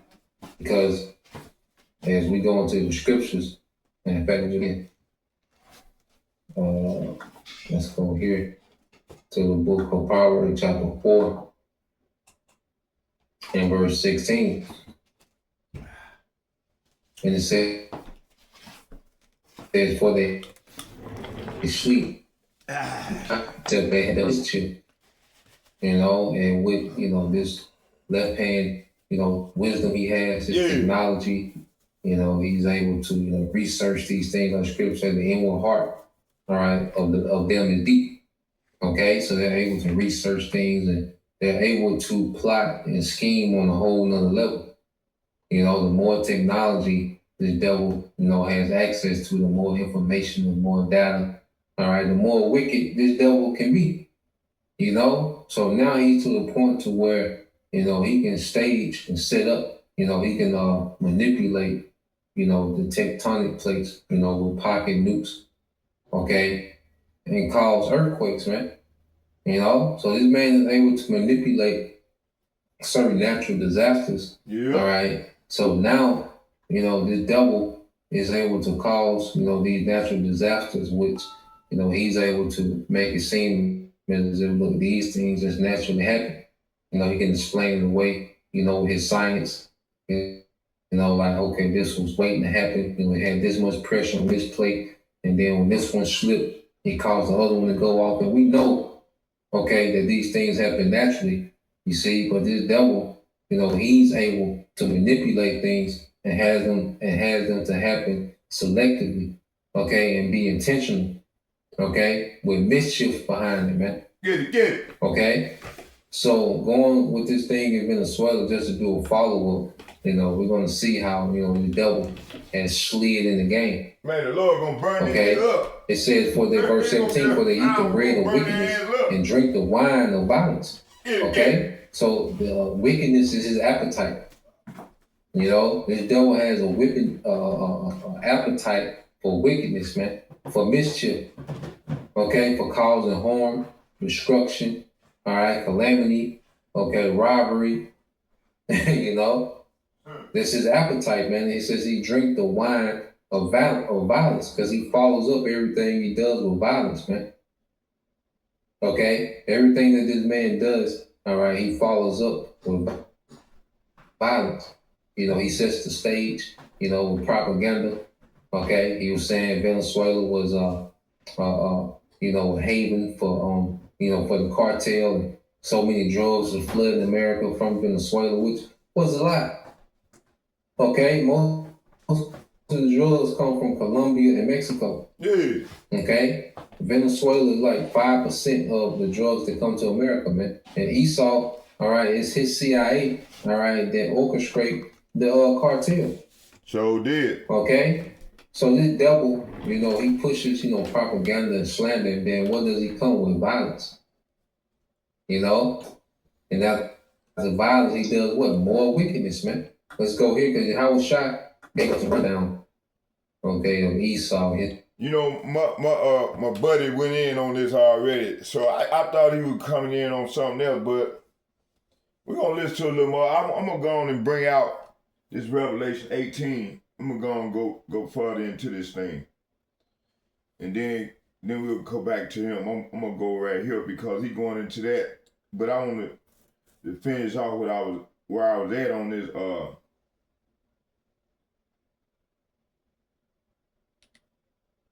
On this how this devil, man, this devil, this devil, man, is doing a lot, man. So let's go into I'm gonna finish that off real quick, and then we'll go back and listen to the priest. Let's get let's finish this off real quick. At Revelation 18. Cause we already went through Genesis already. So the global cosmopolitan drive, the new Babylon. So Marx notes that the modern system settles everywhere and establishes connections everywhere. See? That's what the priests were talking about. They got their hand in everything. It says compelling every nation to adopt its ways and creating a interconnected global marketplace. So this is what this nigga have done. Let's go to Revelation. Revelation chapter 18.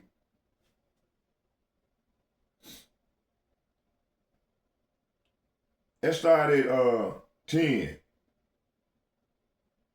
Matter of fact, let's start right here. Matter of fact, I'm going to start at the top. It said, and after these things I saw another angel come down from heaven having great power, and the earth was lightened with his glory. And he cried mightily with a strong voice, saying, Babylon, say what? Babylon the great is become the habitation of devils, and the hole of every foul spirit, and cage of every unclean and hurtful bird. Verse 3, for all the nations have drunk the wine of her wrath. That's that philosophy. That wine is philosophy. Talks about their philosophy, their ways. You got a lot of people act like this devil. So, every man can love man and come at thy will, and you can be what you want to be. You can be a homosexual and everything gonna be all right. That's the wine, okay? Their philosophies. It said, for all the nations have drunk the wine of the wrath. It said, the wine of the wrath of her fornication, and the kings of the earth have committed fornication with her, and the merchants of the earth are waxed rich through the abundance of her delicacies. And I heard another voice from heaven saying, come out of her, my people, and ye be not partakers of her sin, and that ye receive not of her plague. See, the Lord is plaguing this place.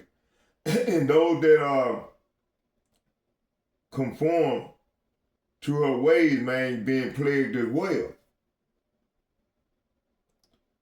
It said, and I heard another voice from heaven saying, come out of her, my people, that ye be not partaker of her sins, and that ye receive not of her plague. Verse 5,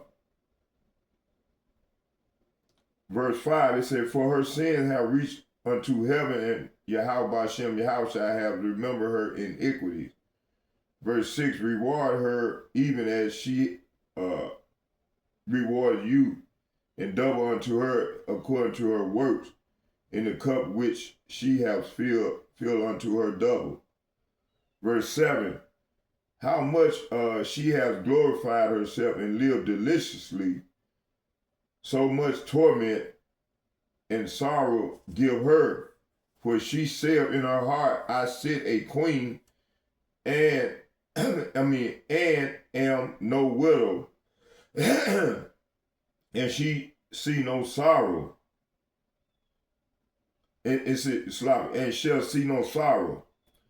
Verse 8, therefore shall her plague, see, it go to plague, her plague come in one day, death, mourning, and famine, and she shall be utterly burned with fire.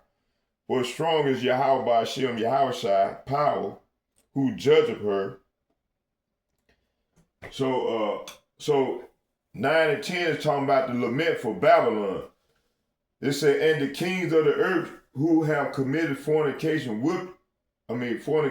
and lived deliciously with her shall bewail her and lament for her when they shall see the smoke of her burning.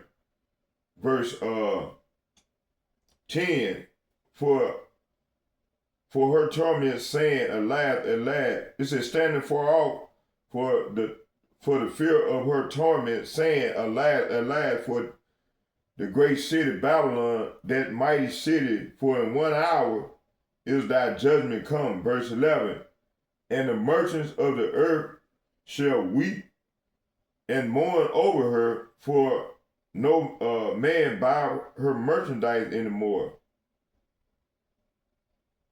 Verse 12, it said, the merchandise of gold, silver, and precious stone, and pearls, and fine linen, and purple, and silk, and scarlet, and all dyed wood, and all manner of vessels of ivory, and all manner of vessels of most precious wood, and brass, and iron, and marble.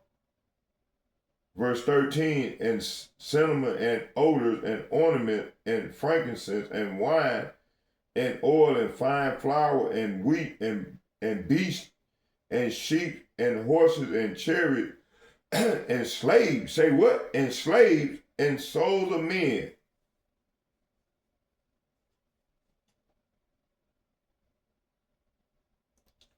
Verse 14, and the fruits of thy soul lusted after are departed from thee, and all things which were dainty and goodly are departed from thee, and thou shalt find no more at all. So the Lord is stripping this hoe. He's stripping her down butt naked. All right, so let's get one more. Let's go to Genesis chapter 11, verse 4. Let's get that.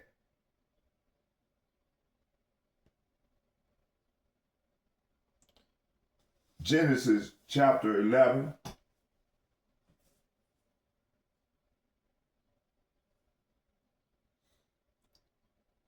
I'm going to start at, Genesis chapter 11, verse 4. It said, and they said, go to, let us build us a city and a tower whose top may reach unto heaven, and let us make us a name, lest we be scattered abroad from the face of the whole earth. So they trying to extend they rulership on the earth by enslaving the whole earth with this digital charagma. All right. So verse 4 in the NLT said, then they said, come, let us build a great city for ourselves with a tower that reaches into the sky. This will make us famous and keep us from being scattered all over the world. All right. So this is what this is what they thinking. This is their plan. To build a digital tower that gonna enslave the whole world. So the connection in prophecy, the globalized system of trade, luxury, and material exploitation is personified as Babylon. Revelation described a world where global merchants get rich off a hyper-connected network that eventually treats even human souls as mere commodities. The drive to force all nations into a uniform economic image mirrors the ancient ambition of Babel. See? Humanity trying to unite globally under its own pride apart from Yahweh Shem Yahushai. 5, the sorcerer. See, this nigga here, Esau's a sorcerer. It said, who loses control, he loses control at the end of the age. The paragraph leads toward the idea that this global system creates massive forces, technology, and massive production globally, global reliance, that it will ultimately lose control over, signaling a collapse of an era. All right. So let's get this here. Luke chapter 25 verses 21 and 26, and Proverbs chapter 16 verse 18. And then we'll listen to let the priest get in a few more. We'll listen to the priest for about 10 more minutes, and then we'll close with a prayer. Matter of fact, let's listen to the priest, and then we'll close with these verses here about the sorcerer. Nigga, high level witch. Yeah, let's let the priest get it in, and then we'll close with the these last few precepts.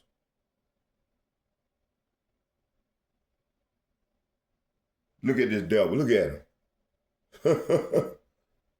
Look at Demon, man. And y'all voted for that nigga. Hey, that nigga thought he gonna have. Hey, did nobody come to that? It was a no-show. Then they had AI come in at the festival that they supposed to be having over there in Washington at the state fair or some shit. They said, did nobody show up at that thing, man? So, hey, the people, the Lord waking these people up, man. Ain't no Babylons on the Lord hit list, man. He finna tell in 200 years of, look at these devils. Look at them, y'all. Look at them. Wicked devils. Saw his MO, okay? And this is what this man is all about, all right? And we're gonna constantly bring it out all the time. Get it. The devil. Let the priest get it. It work, man. Get it. This is John 10:10 says, the thief cometh not but for to steal and kill and to destroy. That's right. I am come that they might have life and that they might have it more abundantly, okay? And this is the MO for the devil, all right? The thief, okay? He's the thief. Okay, because what he's doing in Venezuela, and he does this all throughout the world. Venezuela is just the latest example of what the devil does throughout the world. All right, it said the thief coming not but for to steal and kill and to destroy. That's all he's about. Okay, this man is the thief of the earth. Okay, he has all these laws. You know, here it is. You know, you can't steal you know, bag of chips out the store. Man. Okay, Yeah. but this nigga gets to steal, you know, resources from and whole shit. nations of people. Yeah. Okay, what you stealing shouldn't be, you know, shouldn't be stealing no way, anything. Man, But Lord, just the put that nigga hypocrisy of lights this out. man's system. He has all these laws in place, Yeah. you know, that's against stealing, but no one steals more than him. Lights out. Okay, he has all these, you know, laws against, you know, murder, but no one's a bigger killer than him. Okay, no one's a bigger destroyer of the earth than this man. Okay, but he has all these different law enforcement in place where he enforces these certain laws on the masses, but he can do it on a grander scale than anybody, man. You know? So you go from there. Let's get this. And let's get this in the book of Micah. I'm up, man. Shot my You know, going to go out by myself. Being the typical devil, man. Micah 2:1 says, "Woe to them that devise iniquity and work evil upon their beds." Okay, so woe to them that devise iniquity and work evil upon their beds, which is destruction, man. See, there's a destruction for everything that this man is doing. Esau was just running up the tab, okay, and he's gonna, all right, get to a point to where that destruction gonna be unleashed on Esau, man.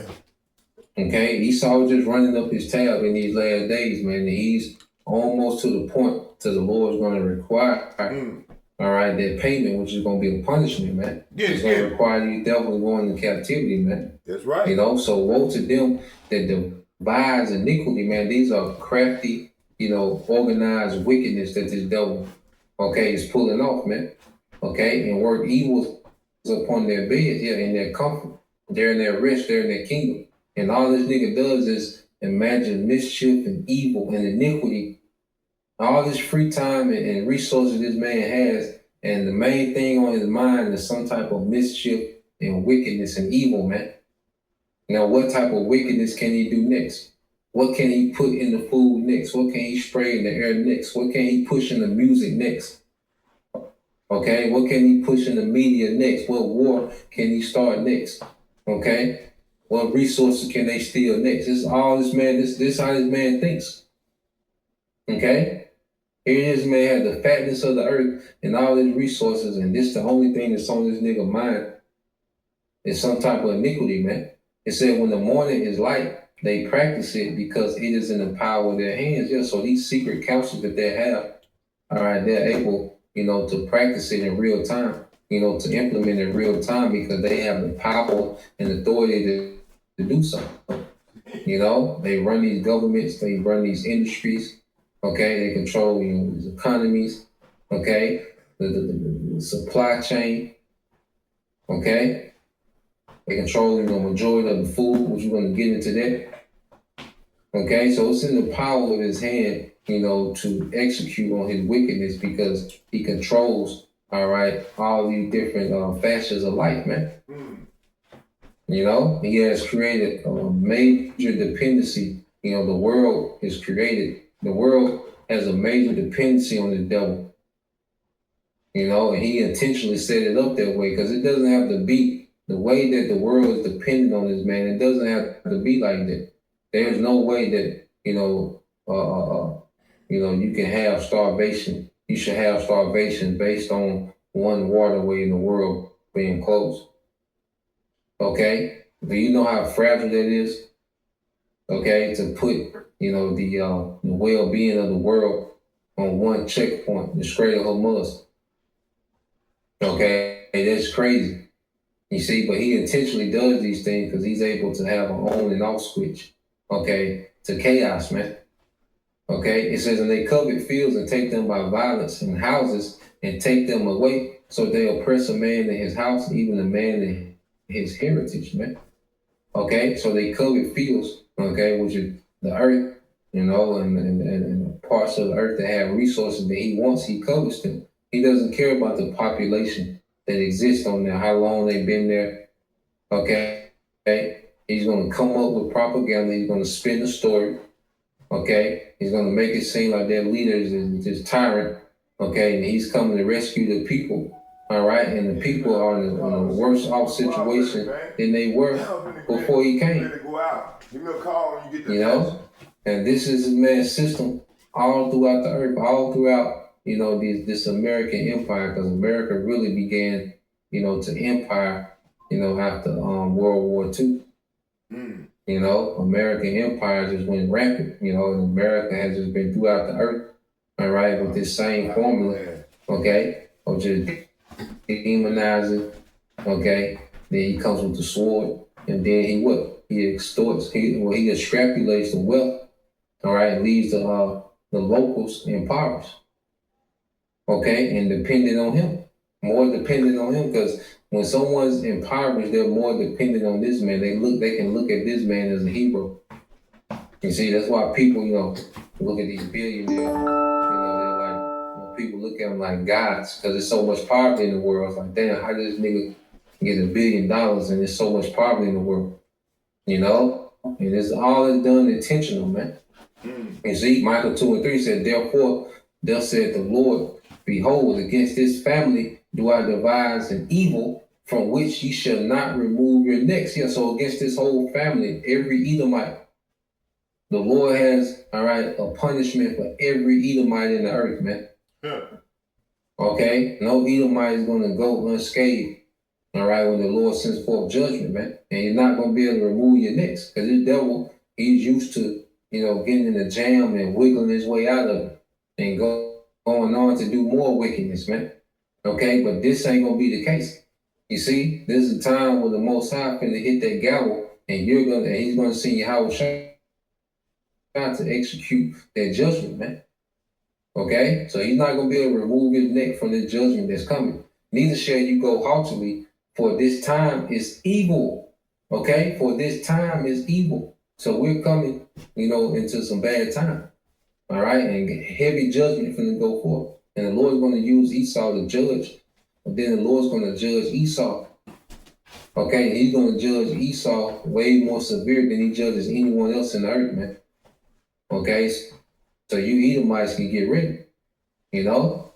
So they're going on their last, you know, hoorah, okay, of wickedness, okay, before the Lord intervenes. Now let's go here, and then we'll segue into the video. Let's get this in the GNT. This Sirach 12, all right, and 16 in the GNT.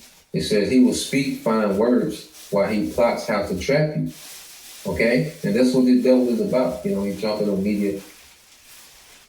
You know, because let him tell it, man. He's about, you know, freeing and liberating the people of the world. You know, because he created this boogeyman from amongst certain nations. You know, with Venezuela, it was Maduro. First it was Chavez. All right? Then it was Maduro. Okay? Created him to be this, you know, this drug kingpin. Okay? The drug kingpin president, you know, they were just, you know, destroying his people. Okay? But then he comes in and says, well, look, we want to help. You know, the American government wants to help. Okay? We want to come in and we want to do this. We want to do that. All right? And all he's doing, he's just setting the play up for him to come with the sword and steal. Okay? It says he will pretend to share your sorrows, but he will kill you if he gets a chance. Yeah, because here it is, you know, this earthquake has killed all these people, misplaced, you know, tens of thousands. Okay, and probably has killed tens of thousands. All right? But he'll get on the TV and say, look, we just freed Venezuela from a tyrant. You know, we want to see the Venezuelan people this and this and that. You know, same play. Yeah, we want to free the Iraqi people from this tyrant, okay? We want to free the Syrian people from this tyrant, okay? We just freed the Libyan people from this tyrant. Now Libya can prosper, but it'd be a goddamn lie, okay? And then he doubles back, sets up shop, extrapolate the resources, okay, funds, you know, these different rebel groups, you know, to keep the place destabilized, Okay, and the people live in complete terror. Okay, you go to Syria. Ever since they overthrew Bashar, Syria is in complete terror, man. Nothing but civil wars. All right, the leader, which is former ISIS leader, now he's the president. This nigga was this nigga was a leader in ISIS. Now he's the president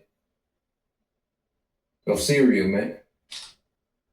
Okay, like Esau runs the earth in a very shiesty, grimy, nigga type way, man. Okay, well then you look at, you look at how certain things are organized, and you like, this nigga got it together. Like, nah, man, this nigga runs the earth, because it's just pockets of place that you see organized. You can go, ride your bike, walk your dog. Okay, go bar hopping. You see, and people, live their lifestyle, and they really don't understand the wickedness that this man has going on in the earth real time. Because people are just occupied in their little pockets of reality, but they don't understand the wickedness. And if the news don't talk about it, people are oblivious to the wickedness that the devil has going on. Okay, it says he will pretend to share your sorrows, but he will kill you if he gets a chance. If troubles come your way, you will find him waiting, ready to trip you up while he pretends to help you. Okay, while he pretends to help you. Okay, and it says in the KJV, if trouble, if you come into calamity, you shall find him first on the scene. As if he's there. It says he will be a different person then, rubbing his hands, nodding his head, and spreading rumors about you. You see? So this the same man, that demonized a whole nation of people. Okay? Then he'll overthrow their leader. All right? And then he'll come set up shop. Pretend to help you. Okay? And then just put, all right, and then see, he comes to be a real tyrant. That's one thing about this devil, he puts up all these characters to be these tyrants and these villains, but when he comes set up shop, he's the actual tyrant. So let's go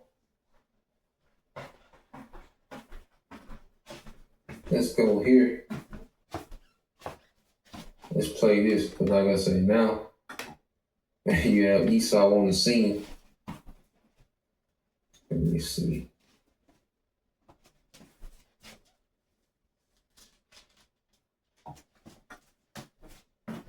Let me play this.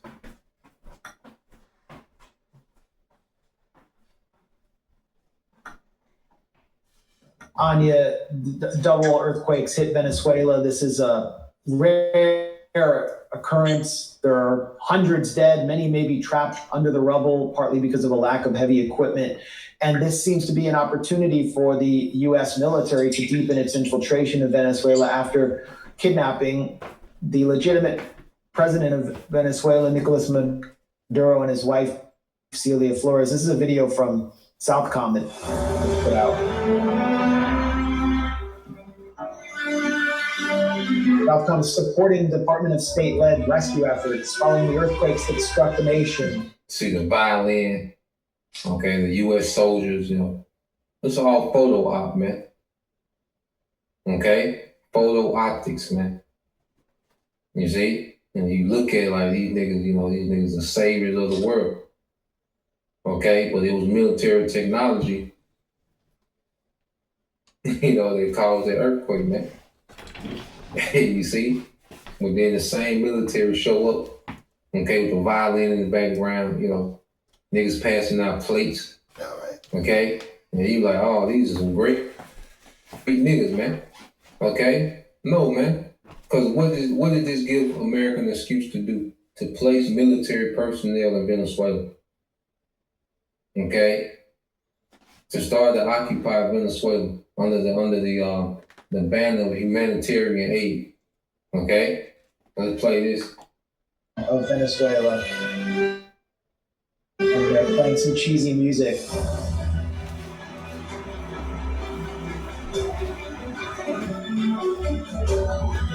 All right, well, we get the point. Anya, what happened in Venezuela? Why is this politically significant and not just a natural disaster of an ordinary natural disaster? Looking at those images, it's pretty sad because honestly, considering the catastrophe in Venezuela, which is a true catastrophe, mainly centered around La Guaira, the capital city of La Guaira state, next to the capital district of Caracas. Devastation there, from what I understand, is quite bad. Hundreds of buildings collapsed, and sanctions having prevented the government from purchasing the heavy machinery it needs. And who put the sanctions on Venezuela? America. Okay? They so goddamn helpful, but the reason why Venezuela has been in economic crisis, and this has been almost a decade, Venezuela's been in an economic crisis, because of American sanctions. To respond to this catastrophe have led to the fact that, people have been trapped under the rubble for days until now, with this aid coming in from Ecuador and Colombia, El Salvador, and Mexico. They weren't even really able to move the rubble and begin to rescue people. So I'm sure if there were people that could have been saved in those initial hours, just because of US sanctions alone, hundreds, if not thousands of people died just because the government was unable to make a response. But watching that video from the United States, on one hand, yes, under these circumstances, as an American, I'm happy to see that my government is going to support Venezuela in theory. Unfortunately, this isn't just your average humanitarian response. This is, again, coming in because the state itself has been cut off from the rest of the world and unable to provide for itself. As a result of this catastrophe, it looks like, oh, this is a failure of the government. Now the US can come in with these other competent Latin American states and run the show. And that's really what it looks like they're planning to do, especially considering the US was already coordinating military strikes on sovereign Venezuelan territory before this catastrophe even took place. So it definitely looks like an opportunity for the United States and its allies to entrench their presence in Venezuela. And while regional solidarity should be something that we celebrate or find inspiring, instead it just feels like it's a manipulation tactic to do a soft further regime change, which they've pretty much been carrying out since Maduro was removed from office on January 3rd.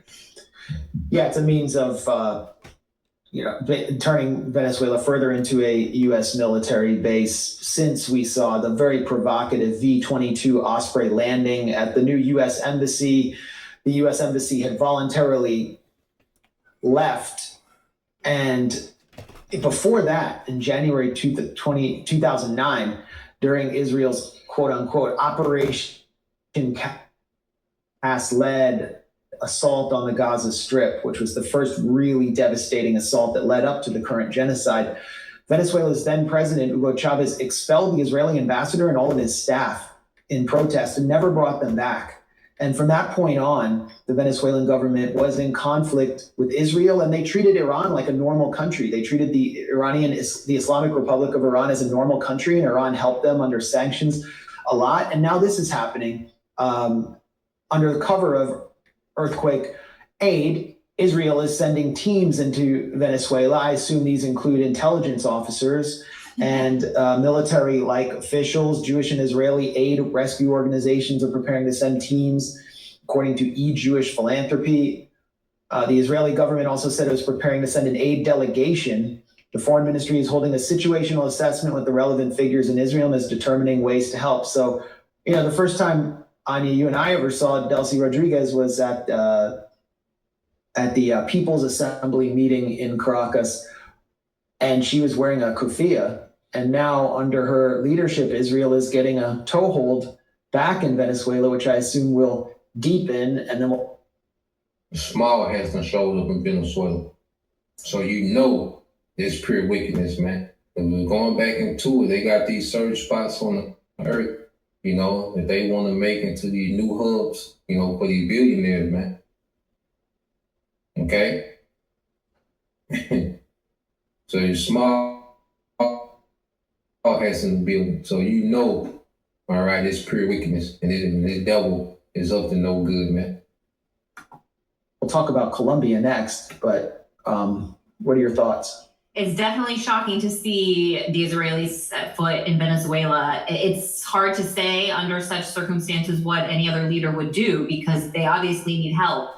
But it would have been thought in previous years, perhaps that would be a red line. And I just want to say also that La Guaira, where this catastrophe, this earthquake, this double quake, at first a 7.2 on the Richter scale, followed by a 7.5 seconds later, just absolutely terrifying. I don't know if anybody's ever been in smaller earthquakes, but if they're a 4, they're pretty scary to be a part of. And so I can't imagine what it would be like to go beyond 7. And so they went through that twice, which is very rare. And earthquake of that magnitude hasn't been detected in Venezuela for over a century. So, but this area, La Guaira, was also the site of a catastrophe in 1999 when floodwaters brought on by a terrible storm caused the coast essentially to collapse.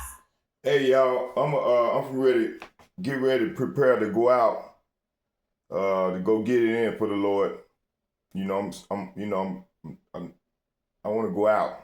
So the Spirit jumping on me to get ready to go out and take this thing out to the highways and byways. So what I'm finna do is let's get a prayer in. I'm gonna bring out one more scripture, well 3 more scriptures, and then we're gonna close with a prayer. Let me see here.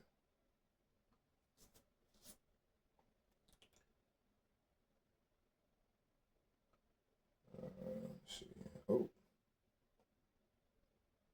Let's see what we there here.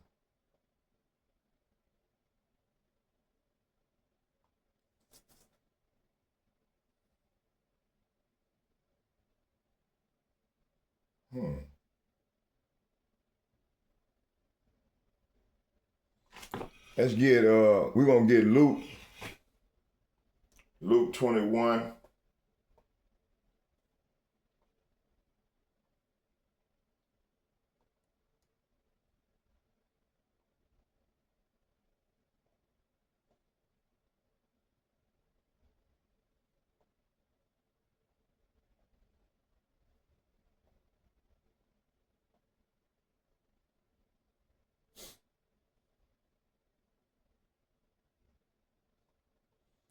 So this verse here says, take heed to yourselves. So let's read. It said, take heed to yourselves, lest at any time your hearts be uncharged with surfeiting and drunkenness and the cares of this life. And so that, it said, and so that they come upon you unawares. Verse 34, it said, for as a snare shall it come on all of them that dwell on the face of the whole earth.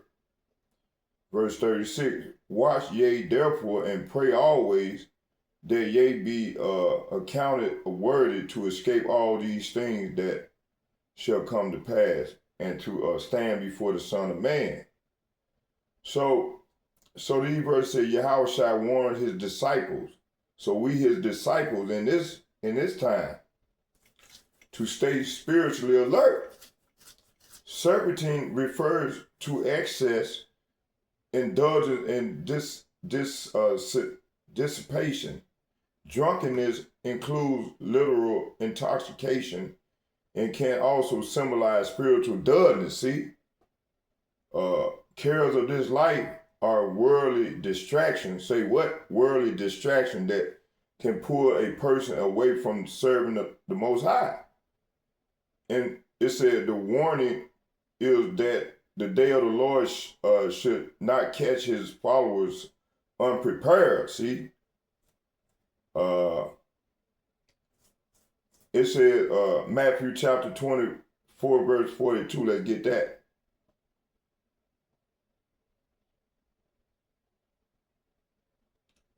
Matthew chapter 24, verse 42.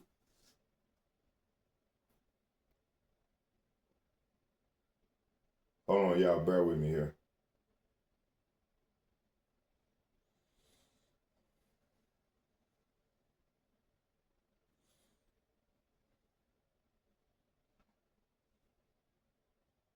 It said, I'm gonna start at 40 and read to 42. It said, then shall two be in the field, and the one shall be taken and the other left. The two women shall be grinding at the mill, and the one shall be taken and the other one left. Verse 42, it go to the point, said, watch therefore, for ye know not what hour your master do coming. See, we don't know what time the Lord coming. He said he's gonna come like a thief in the night. So let's get Proverbs chapter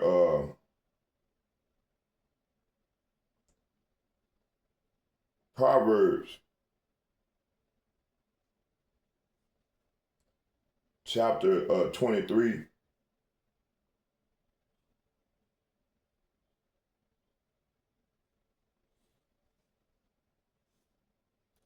Proverbs chapter 23, verses 20 and 21. Let's get that. I'm going to start at 19. It said, hear thou, my son, and be wise, and guide thy heart in the way. It said, be not among the wine bibbers, among rioters, eaters of flesh. Verse 21, it said, for the drunkard and the glutton shall come to poverty, and the drowsiness shall clothe a man with rags. Verse 22, hold on.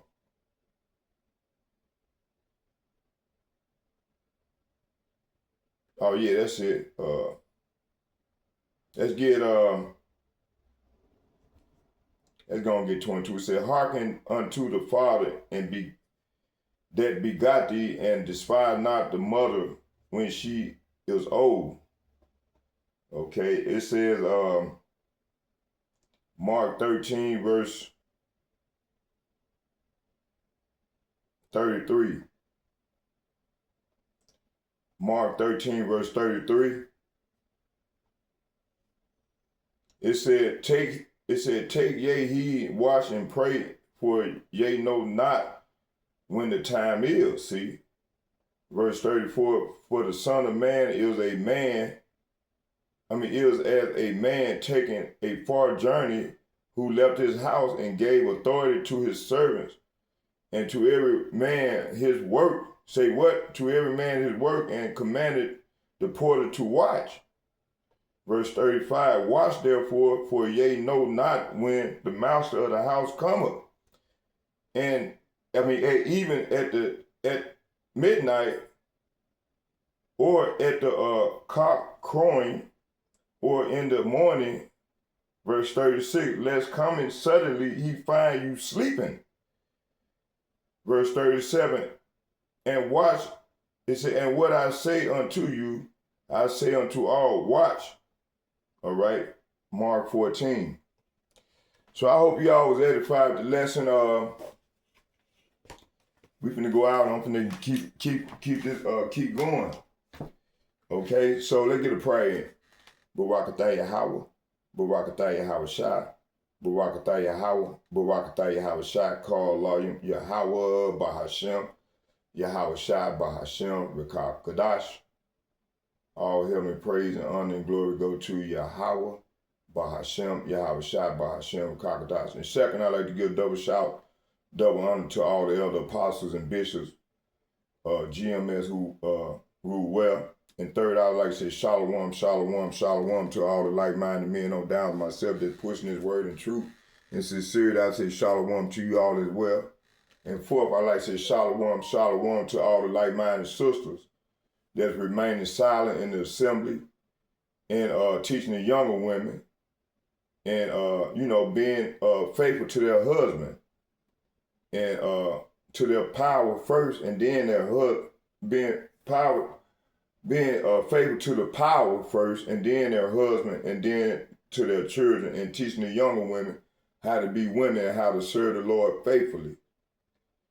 That we all may be saved in these latter days, that the Lord, and also the kids, and that we all may be saved from the Lord's wrath in these latter days as the time get more evil. So with all that being said, may Yahweh Hashem, Yahweh shall be with us all as we go further into the great tribulation. Shalom, shalom, shalom, I'm out.